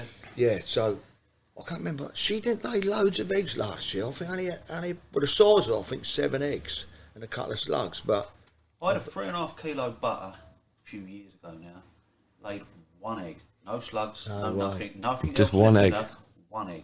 I had some last year that were over 3.5 kilos, and they dropped 7 slugs and 1 egg, and he's just like, oh, come on, like, you just wouldn't expect big female like that. You think you're gonna that's hit? Why I was like with that pastel clown with the red head, because that's why I chose her. One, because she's clown, and I want to prove them out, produce them, and she gives that decent clutches. Yeah. So when I started seeing all them slugs, I was like, no, the 1 year I want this. You want a nice big healthy clutch, and genuinely, I was talking to Eric about it the other day about clutch sizes, this and the other. I quite like a 5 to 7 5, 6 eggs is that's average in it for me, really. And I'm getting more like it because I'm fed up with selling snakes now. I quite like. I can't. You just want to keep them all. Yeah, I'll keep them or just So the 5 or 7 eggs, that's enough to give you the decent odds, Yeah. and not enough stress to try and sell off the offspring. You're not. Yeah, you're not filling out your racks with stuff that you can't sell, and or you know, It's a nice size. no one really wants. Yeah. Takes a lot of the work away, doesn't it? Yeah, there's a lot of work. If every snake you had produced 10 eggs, you'd be going, oh god, like what am I going to do with all of these? It's a lot of time. It's a lot of effort. Yeah. Wait till you get a mate that brings up 48 snakes. I'm talking about that. I'll see what old Scott put on. Who did he go and see? Mike Wilbanks. Might well be. 2,000 clutches. 2,000 clutches. 2,000 clutches. Yeah. They've got that. The space and the time and the staff. They've got the custom out there, and they a little bit bigger. My whole American, collection, the beginning of my collection started from Mike Wilbanks. Really, I've got some animals that came from Wilbanks. Yeah, my stuff came from Wilbanks. My sugar stuff came from Wilbanks. Yep. Champagne stuff came from Wilbanks. All my stuff, my pied stuff come from Wilbanks. My first pieds I got, or the first pieds, my mate got the pieds from Wilbanks, and then we produced pieds from him, and I kept some stuff out of there. So yeah, my collection started off with Mike Wilbanks, and from the interactions I've had with him and conversations through other people, he's a nice fella. He's Really Yeah. nice fella. I've never had And any stuff that issues. I've seen him. He's not very. He used to be a little YouTube years ago, and I started watching it. He seems sound. One of the guys. Has he had a bit of stick along the way then? I think everyone has a little bit of stick along the way. If you're successful, you always get haters, don't you? Yeah. It don't matter what you're doing. Yeah. It's not just in this hobby; it's in I anything, think- isn't it? Yeah, true, mate. I said to someone the other day, I think I enjoyed the hobby when I was not known by anybody a lot more. I love the hobby now still, but sometimes you want to switch off, Yeah. and when you put yourself out there, Sometimes you can't. I've done. I feel obligated sometimes rather than I can't. I think perhaps that's why I ignore a lot of messages now. But yeah, it's quite nice just doing your own thing and relaxing. Completely. And I think trying to rush in and get into the hobby quicker by getting to know everybody can actually ruin it a little bit sometimes. I think you've got to concentrate on you and then try and help everybody else after. I think you've got to find your feet first, haven't you? Find your feet, work out what you're doing, work out what direction you want to go, get the experience, and that's then when you can start helping out and start branching out when you're comfortable where you are. You do see it a lot on like the Facebook groups and stuff where you get people giving out information and it's awful. And you're like, just take a bit longer, learn what you're doing. I don't mind someone if they've got an opinion different to mine that is come from something they've done or something they've learned. Tried and tested. Yeah. I don't like it when someone's got an opinion because of what somebody else has told them could happen. And I think, no, you need to... Right, we all know not to breed spider to spider, but there's other genes out there that people are telling me I shouldn't be working with. Cinnamon, some other genes I can't think of them at the moment.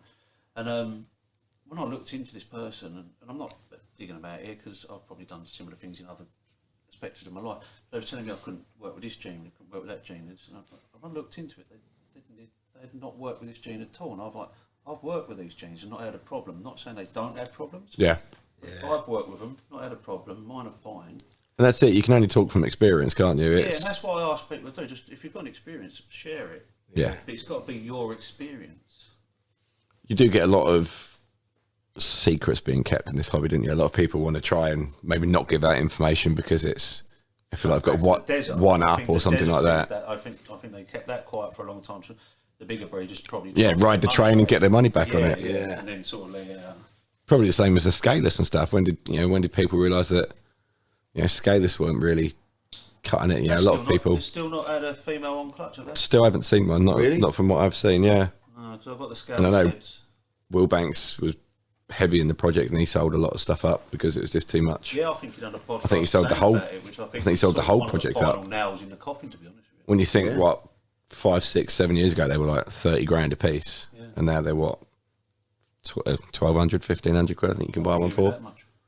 Crazy, isn't it? Because I've only got the one. I've got a normal scaleless head het pied, Yeah. and I'm not looking to do it to make money out of. I don't do anything to make money out of it. I'll give half my stuff away. But I just want to do it for me. I'd like to make the scaleless pied, and if it's me, if I've got to put a bit of effort into it to keep it differently because of the way it is, I'll do that. I've had scaleless corn snakes. I've had scaleless bearded dragons back in the day. I had scaleless Texas rat snakes. Yep. And to be honest with you, the bearded dragon was hard work. Yeah. I'd say that was hard work to look after. The other two, they're absolutely fine, but they do have ventral scales, don't they? Yes. See, I know the ball python doesn't. Doesn't. No, it's completely scaleless, isn't But it? then JB from Morph City Reptiles was the first person in the UK to produce this scaleless ball python, and he kept them fine. Yeah. Yeah. Yeah, they've done it there. He just kept them on paper towel, didn't wet them down like everyone's saying, and yeah, they shed, they fit, they did everything fine. He did sell them on, so I don't know how they've gone on to. You hear a lot of conflicting stories out there, don't you? And that's the issue. Like we're going back to talking about experience. Yeah. And A lot this of the perhaps people who why I comment wanna do on- it, just get my experience on it. A lot of those people who comment on, oh, you can't do this for scalers because they haven't got any, you know, a lot of it's based on no experience that they've had. It's just hearsay that they've had. But The then you hear scaleless all sorts, gene don't you? itself, not the super form, the scaleless head Yeah. is wicked. Oh, yeah, it does some great things in combos. Was that enhance the colour a bit? It twists patterns up. That normal I've got is even if you had scales on the head, Yeah. you'd question that's not Yeah. normal. What is it? Yeah. Yeah. I know it's het pied as well, but it definitely twists the scaleless head. Definitely twists stuff up. So even if you used it like you would yellow belly, everyone knows not to put. If you've got recessives, you don't want, say, a clown yellow belly to a clown yellow belly. Yeah, you don't want those white guesswork clowns. Yeah. So yeah, if you treated it like the yellow belly, I think it'd be a pretty cool drink to work. Yeah, I think that's probably the way the project is probably going to go, I expect. I don't think you'll see a hell of a lot of scaleless. I know Miguel's just done scaleless at Yeah, so he's got AEP, stuff and like that that. stuff was really, really nice. Yeah, and I think he's had no trouble. He's not keeping them on damp tape paper towel. No. He's keeping them dry. So yeah, I'll say It's interesting, isn't it? If you like it and you've got the time to put into it and it needs a bit of extra care, That's it. that's what you've got to understand. It does. If it needs it, you're going to have to do it. And that's the same with absolutely any animal you buy. Whether it needs extra care or care, you've still got You still got to provide it, haven't you? So that if it requires extra, it's no different to what you're doing with any other animal, really. It's just the needs, isn't it? So going back to jeans, obviously you're probably most known or exploded across social media when you produced the pastel desert ghost tri-stripe from a double het to a double het on just how many eggs was it, Darren? Oh, it was at least 2. Yeah, so I got those from, here we go, names. What's his bloody name? Mark Regal. Regal, yeah. Because he produced one, I don't know if he produced one last year. Or Yeah, I Super. think so. So I got the parents from him and managed to get one before he did, but yeah, I was just dead lucky, and I think he was the first person I sent a photo to that, because I had Alan Arif come down actually. I think it was a couple of days. Mine used to take sort of 58, 60 days. It was on maybe 57, 58, and he said about a cut, and I said, no, I'm going to leave it. I don't want to have a look. Do you know what I mean? I'm going to wait till the first one pips, and then the first one pipped was a pastel, so I thought, oh, fucking hell, I've got to have a little look in the second one now, and I just opened it up. You can tell straight away, mate. It was jet black stripe, and it was bright yellow. So I remember seeing that picture. I pulled it apart, took a photo, sit it down, and said, yeah, look, what do you think? What do you think about that? He didn't even tell me what pairing it was. He just said, I knew he only had 2 eggs, and I knew the chances were against him. So when he sent me this photo, and I undone it, he didn't tell me the pairing. I just saw there's 2 eggs, one with this head sticking out, and the other one had been cut. And you could see from a telephone photo. Yeah, they have game of death. Straight It was away, just, I just put back, you lucky bastard. Oh, no, that was quality, mate. I mean, he still looks good now, but it'd be nice to put him. I got the leopardette tri-stripe. Well, I got one last year, didn't I? But it was all deformed and kinks and no good. But maybe that leopard in it will keep it blacker, maybe. It'd be nice to keep that jet black. was that the first one in the world? I think it was, yeah. I know you had a few tidy offers to purchase it. Yeah. Will Morris, he messaged me. Yeah, I've got to apologise to him because I talked you out of selling Trying to prize it away. Yeah, he seems like I've never met him. Seems like a nice bloke, though, Will. Yeah, so I just, like when I spoke to you, Dan, I just thought, look, money'd be nice, but I'll only spend it. I'll probably buy a couple of bleeding snakes To with be it. fair, So, looking back, I'm the worst person to ask. I don't care about money, and I love keeping stuff. well, I'd have spent it on a holiday, wouldn't I? Yeah. But no, he's still going. I didn't get a lot of. I got a few bits from him last year. I kept back I got a couple of sugar het double Yeah, I had, I had a few and bits got off some you nice as well. stuff, Yeah, Tom. So I've put him back to the mum. I don't know if she's going to. And I've got another big female that she's massive over there that he's locked this year and last year, but she hasn't gone yet. But she's ball wrapping now, so I'll show you in a minute. That's looking good. She's big, so I thought it'd be nice to get another couple of double visuals. Definitely. And also see what it looks like without the pastelins. I haven't seen one. I haven't seen just straight. No, most of them seem to be with pastel, don't they? Yeah, super pastel. Bob Vu done the super pastel, I think, didn't he? Yeah, I think it was up for. Was it up for 30 grand? Yeah, $36,000 or something. Crazy, yeah. It's mad, isn't it? The best story to ever come out of Darren producing that was Scott Wilkinson. Went to America a little while after. I think he was in Tinley. I'm going to guess there, Tinley. He said he's walking around out there. Obviously, people know him. And soon, if someone didn't know him, they heard his accent being from England. They were going over to him and saying, "Are you from the UK? Are you English?" He's going, "Yeah," and all smiles and that. And they went, "Have you seen Darren Stares twice?" And he was like, "Yeah, I have." He said he was sick to death of it by the end of the show. People in his English accent and asking about Darren Snake. It's different hearing about you and that bleeding snake. It's mad how it gets about, isn't it? Just, you know what I mean? It exploded, didn't it? I mean, it was all over social media. Sort of Instagram and Facebook sort of blew up. But so I could have named that snake then, could I? Yeah. I think it's already been named now, isn't it? But that's the point. Mum. So I think so much money. Somebody said, I had a couple of names, Scott. I think Trailblazer as well. I thought that was quite good. Yeah. Is it a Game of Death now, isn't it, I think? Or is that the Super Pastel version? Is that what that's been? Was it? I think so, yeah. I can't remember it was. Whether it might have been Mark Regal. I'm terrible named with it. names. I'm more about genetics. I call if I've got a snake that's got 4 genes, I'll call it by that. Yeah. I'll call it by the genetics. Unless it's a pewter. If it's got pewter in it, I'll call it pewter for some reason. Computer. yeah.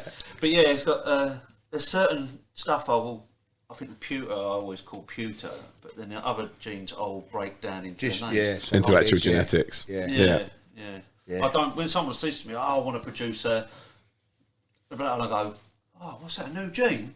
And they go, "No, it's that. And they're quite simple genes." And I'm like, "I didn't know that." Yeah, and if you try to keep up with all of them as well, it's pretty impossible. There's a lot of names floating about out there. That I can remember some of them, but I won't remember all of them. People still stick with the basic ones, like fireflies and things like that. Yeah, that's pretty much accepted. But still trying to remember 5 or 6 genes in a snake and name it something. I might start doing it though, because as I say, I was doing my genetic cards earlier. You got to write them out. Writing it all out. 4 or 5 of them. It's the parent one. I need it a bit longer. Just needs to be A3 sized, doesn't it? Just so you can fit it all in now. Most of my parents are all right, but there's 1 or 2. The females have got quite a lot of genes in. If I put the wrong male to it, it ain't going to fit on that line. No. So my parents around just so they fit my genetic cards. So, Desert Ghost Tri-Stripe, obviously been to a few bits this year. Is that projects that you're still pursuing, or? Yeah, definitely, mate, because there's still not loads of Tri-Stripe combos, is there? No. I think, like Paul Anderson with the entry, because you don't want to lose them 3 stripes. I mean, like mine, it starts off with the 3 and then it's broken sort down. Of You just got the main back stripe, but I think there's plenty more. Have you put it into any other recessives? I've put it into Banana Desert Ghost. That'd be cool. I see the lesser into it. Lesser hasn't Dave Davis got a lesser or butter. Butter Desert Ghost, butter Tri-Stripe. So yeah. I was just sitting there thinking about them because I like the Desert Ghost pastel butters. They're beautiful. They're sort of almost neon greeny yellow. Yeah. So and Spot Nose, mate. The another one, I can't remember his name, who does a D stripe. I saw that. Yeah, the Spot Nose Tri-Stripe looked crazy, didn't it? That looked nice, mate. Looked really, really good. Smashed the pattern up. So what's the difference between D-stripe and G-stripe? I'm not sure. Just German. Because D's for like 3 in German, because I'm bisexual, I know loads of different languages. I'm bilingual, sorry. But that's another podcast, that is. Dry is 3 in it. Dry in German, it's dry. So maybe he's just his own line of Tri-stripe. But he's bred loads. I don't know anyone else who's working with him. No, you see it a lot in Europe. No, but because yeah. I messaged him a little while ago and he sent me loads of stuff he had for sale. Some real nice stuff, but I didn't have a lot of dough. Is it compatible with really? Tri-stripe? He doesn't seem to think so, no. So it's definitely a different line of it, So it could be like a line of Azanthic that's come from somewhere done else. Some nice stuff. But have I put him? I've put him to my spot nose Firefly Desert Ghost female. Nice. And she's big, so that'd be nice, mate. If we get some. What you're doing pied. Yeah, you're working it into pied or smashes clown or a anything pattern, like that? But I've never seen anyone I've do had it. some stripy line pied, so. Yeah, so like leopard done it Yeah. stripe through. So I mean, especially if you had a leopard tri-stripe, Yeah. put it to a pied, mate. Yeah, who knows? That's what I mean. There's a lot to be done. So pinstripe Could look anyone great done with something pinstripe? like Ultramel or something like that. Yeah, The Ultra I think tries there's are been really Ultra nice. Male, and also hypo's nice with hypo. Yeah, I love hypo. That's really nice, mate. I've seen hypo and Ultramel. Yeah, I think there's a lot more to be done. Because I used to like all the stripy stuff, and in clown, like with the leopard clown. But now I like all the busy But that's how pattern it's changed, though, 'cause confusion. I can remember when I was looking back in 2013, 14, 15, everyone was going for that clean, straight line down. Yeah. Entry clowns, So, spider clowns, yeah. Yeah. That's why they loved the spider clown. Yeah. It did exactly what you wanted it to do. It's still a Does great look looking nice, animal. Does look nice, yeah. I like them. I've got a spider clown male. But now everyone's going for that Busy messed up pattern, twisted, craziness, flames yeah. around the sides. Yeah. And then they're adding the colours on and their pixelation from the yellow bellies. They're all adding Yeah, different I bits like in. all that now. Yeah, But the stripe is still nice, but It goes round. I just imagine it's like anything goes round. It will, at some yeah. point, It will come back, won't it? It will come full circle, and Yeah. all of a sudden, those sort of reduced clowns will be what people want to work with again going forward. yeah. But yeah, no, loads more to do with that, I think, yeah. Are there any genes you want to get into? 30 waste ones, isn't it? Yeah, not much chance of that. What did I say? Or any genes that you've passed up where you thought, wish I got into that sooner? Well, I mean, like with the red stripe, I've got red stripe stuff now. But when I don't know how long that was. I don't know how long ago that was. Before Justin showed the red stripe clown stuff. Oh, the He- Magnus. we went up. I went up. He was stayed with Dave Russian, and he said Justin's over. We're going out for some grub. Yeah. So I went up and had some grub with him. And he was sound geezer. He just wanted to talk to me about bleeding tattoos. I don't want to talk about tattoos. I'm shit to death of fucking tattoos. But anyway, he showed me this red stripe stuff, you know, and thought, yeah, it looks all right. Oh, you know, I won't fucking go mad over it. And he had a super red stripe mouth up for sale, and I think it was about $2,000. But Is that the Powerball? No, that's that's super spot spot nose. nose. Oh, right. super Oh, red no, stripe. no, no. No, super red stripe. And I nearly bought it, and I thought, well, you know, that's a lot of dough, blah, blah, fucking hell, mate. If you'd have bought that, what was that, 5 years ago? 5 or years, something? yeah. Before he come out before you saw a red stripe clown. I'd have bought that, and then as soon as that red stripe clown, I thought, well, I've got a super red stripe now. Get into Bought that everything, to 5 or yeah. 6 clowns, but I'd have been flying with red stripe stuff. Yeah. So Well, you're not too far behind now, though, are you? I was just thinking, You still ain't too far. What was No, there, 4 but- cine red stripe clowns or something Wow. over there? I've got a single one over there. But there's a couple of things. Just I think if you really, if you're like sort of heart or head or whatever saying that buy it, then buy it, mate. I reckon. If you can afford, if you think, oh, really, you know, should I, shouldn't I? If you got the dough, go for it, mate. I think because Justin's selling it, buy it, 'cause it's going to be doing something. Better innit? regret something you've done than regret something you ain't. haven't. Yeah. No, I've definitely. only just got into red stripe. Something I want to get into. I want to add bought some. a pair of red stripe het clowns off of Andy Wood. And to be honest, when I'm buying stuff like that, I don't get excited. It's more like, I've got them, I'm going to work with them, and then Yeah. what I get out of that's going to be exciting. When I went and picked them up, I was amazed. They look great. How good they look for a single gene. I know they've got their hets on them, but how good they looked, how bright. I was amazed by it, to be honest with you. Yeah. Really, Yeah, because I've heard people talk about it and they go, oh, it's not that much different from a normal, just slightly this and that. Other. But when I picked it up, I was like, Yeah, I think. someone's talking toilet. Yeah, This is unreal. I think like a real good example, you can see it straight away, like that, you know, like these ones that I've bred, that I'm pretty sure are red stripe, you've seen them.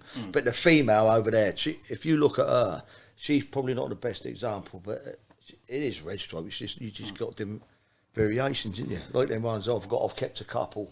Is that the I think- Desert Ghosts? Het Desert Ghosts, yeah, but they're not normals, are they? I mean, No. if they are all red stripe, I was lucky because I had 5 eggs, and I've kept 2. I reckon they're all red stripe.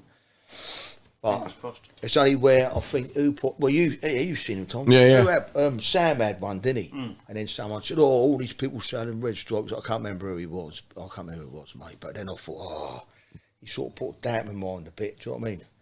Well, I'm not quite the best at picking the genes out, but I reckon they're red stripes. But like you say, there's good variations and bad. Yeah. But I've kept a couple, but I'll keep one's male, one's female, so I'll put a male to Desert Ghost. No doubt you'll be able to see it in the Desert Ghost. Yeah, Yeah. I would have thought It's so. been done, hasn't it? Red stripe, Exclusive's Desert done a lot of red stripe. Marcelo over at Exclusive Snakes done a lot of red stripe DG lately. Yeah, And some of that looks fantastic. Yeah. Like, really, really good. it's a good mixer, isn't it? Yeah. It's not like say go back to Justin again, but all what he's done, but it's quality in some stuff. It's also great because if you're going to go put it into DG clowns and things like that, then, yellow belly, red stripe, black pastel, all things like that are going to look crazy. It's never ending, isn't it? So, people coming into the hobby, what would be your best bit of advice for them? I think like what we were talking about earlier. Sorry, mate. Just think about what direction you're going to go down in it, and like what people are doing now. You're better off sort of getting your females if you're going to buy Atkins. Get your females up together, innit? Should be saying it really because I've got 10 ton of males for sale.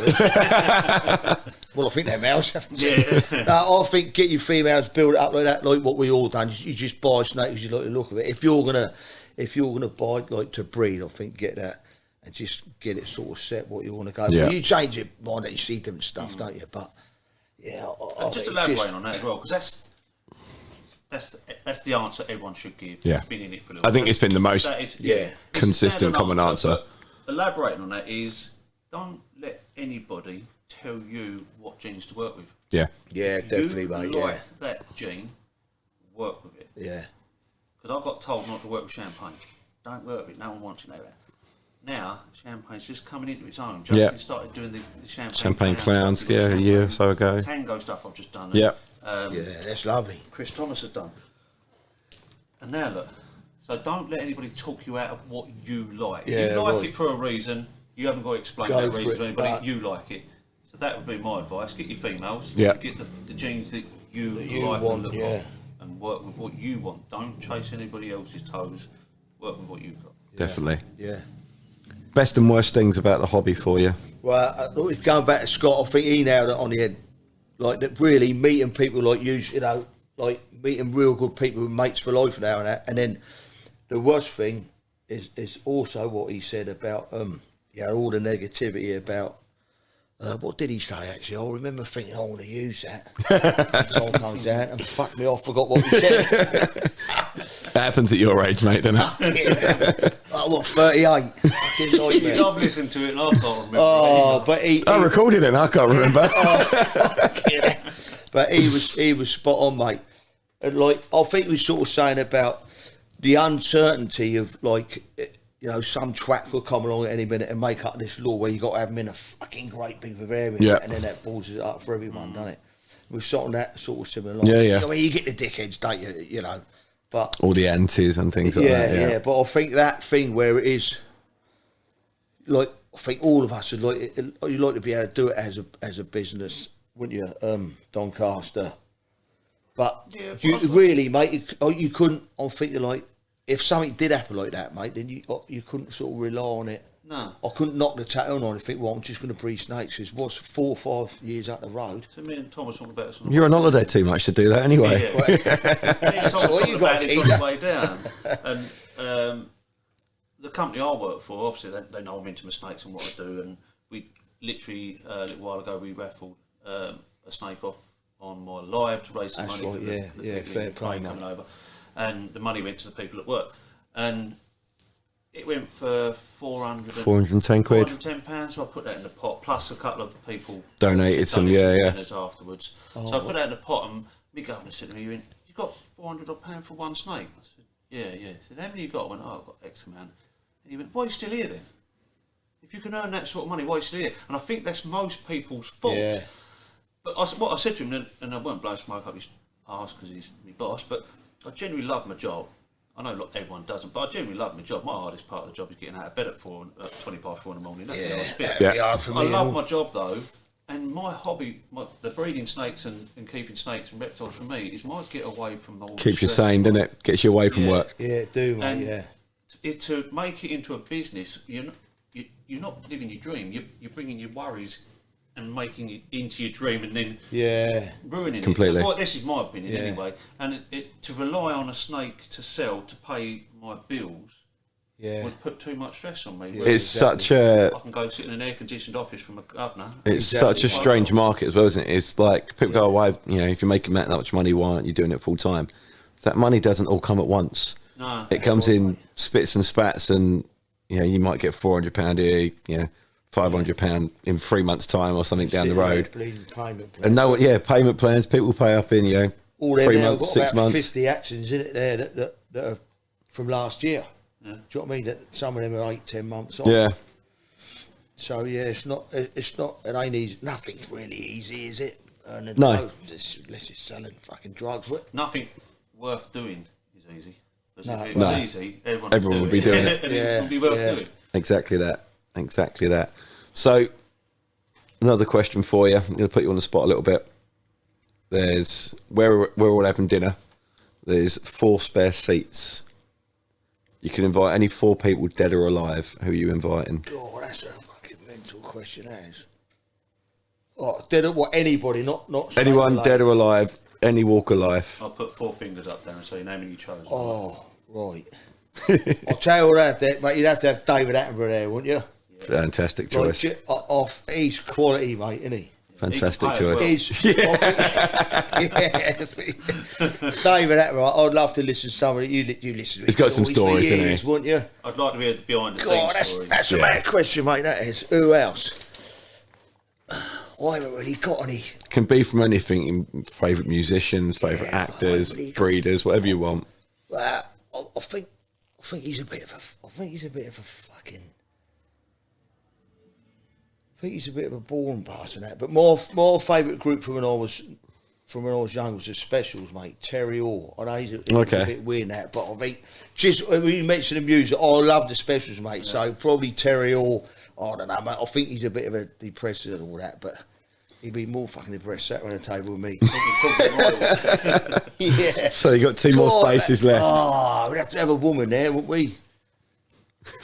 Darren, don't say for the washing up. You got me, mate. That's a mad question. Can we come back to that or not? Who else would I have there? I'm just trying to think of. That's a good question, mate. Let me. Oh, mate, did all of them on Nana bits. I'd have to have my nan there. Yeah. Yeah, she was quality, mate. She died too early. I've got a name in Hell, my head. one more. Oh no, I've got a name One in more. my head, and I'm just like, I can't believe you ain't chose this one. Look, let's snake breeder, mate. I think. Justin again, but I tell him I don't want to be talking about Right, fucking so that's tattoos. before, but I'm just thinking of yours, Elmer, mate. Well, no, but I sit round the table with her every night. If I said that, she's saying, "I'll go and fuck off." I don't know about you talking about snakes again. Yeah, good question, mate. Brilliant question. What are you eating? What am I eating? Yep. What's going to be your mains, your starters, mains, and dessert around that table? Right. Love the dessert as well. Starter. Yeah, starter for me. Scallops, mate. I had this starter when I was in Barbados, mate. It was scallops with pulled pork. Lovely. It sounds a bit mad. It was the bollocks, mate. I mean, a bit of pulled pork like that, you know what I mean? About as big as your finger, but it was unbelievable. Talk about Zam, but she don't like no shellfish and that. Said, Zam, look, you have to taste this. Do you know what I mean? I said, only a fucking little bit, because there's only two there, so I'll only give you a little bit. But taste that, Zam. She was said, that's unbelievable, mate. That was mental, yeah. So that's my starter. Main meal got to be roast, I think. I love Chinese and steak, that, but if I had one, roast, I don't know, chicken or beef. Dessert, chocolate sponge custard. Chocolate custard or normal custard? Normal custard. Hot or cold? Hot, got to be hot. Yeah. I like a cold Hot custard. chocolate sponge, yeah. We're going to go get something to eat. Talking about this is getting going. Right, and the last question, or the last thing I'm going to start doing on this podcast is the previous guest is going to leave a question for the next person on. Oh, question. So you can ask any question you want within reason. Would you like to buy 45 male?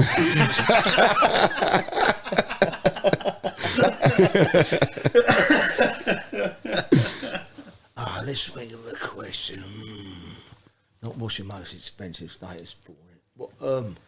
I don't know who's going to be on next door. No. I can tell you who will be on next. We're going to see him tonight. Yeah. Oh, yeah. But he might be on before you, I don't know. Oh, yeah, Ross. He got some cracking stuff, hasn't he? Yeah. Getting 2 other crackers today as well. So yeah, it will be him. He? It will be him on next. So he will be following you, so you can ask him any question you want. He'll be following me. He's a bit of a tractor merchant, isn't he? Yeah. How big is Ross's field? I'll ask him. We'll ask him. We'll get it done. But other than that, I'm pretty much done. Right, Unless there's anything else you want to add. No, that's it for me, mate, I think. So where can people find you? Instagram? Instagram, Boss Royals? Boss Darren Royals, Stares? Instagram mainly. I'm on Facebook, but Instagram's probably the best, mate, yeah. Or just And give me a ring. Check out your Morph Market page. I'm assuming Morph that's Market, I've got a bit updated of stuff now. on Morph Market, yeah. Yeah, it needs updating a bit, but I'm on Morph Market. Yeah. There you give me a go. shout. I heard it there first. Get on this Morph Market and see what he's got left. But other than that, I'm about done. So thank you very much for agreeing Thank to do you, this. mate. Nice one. And good seeing you again. And you, mate. See you soon.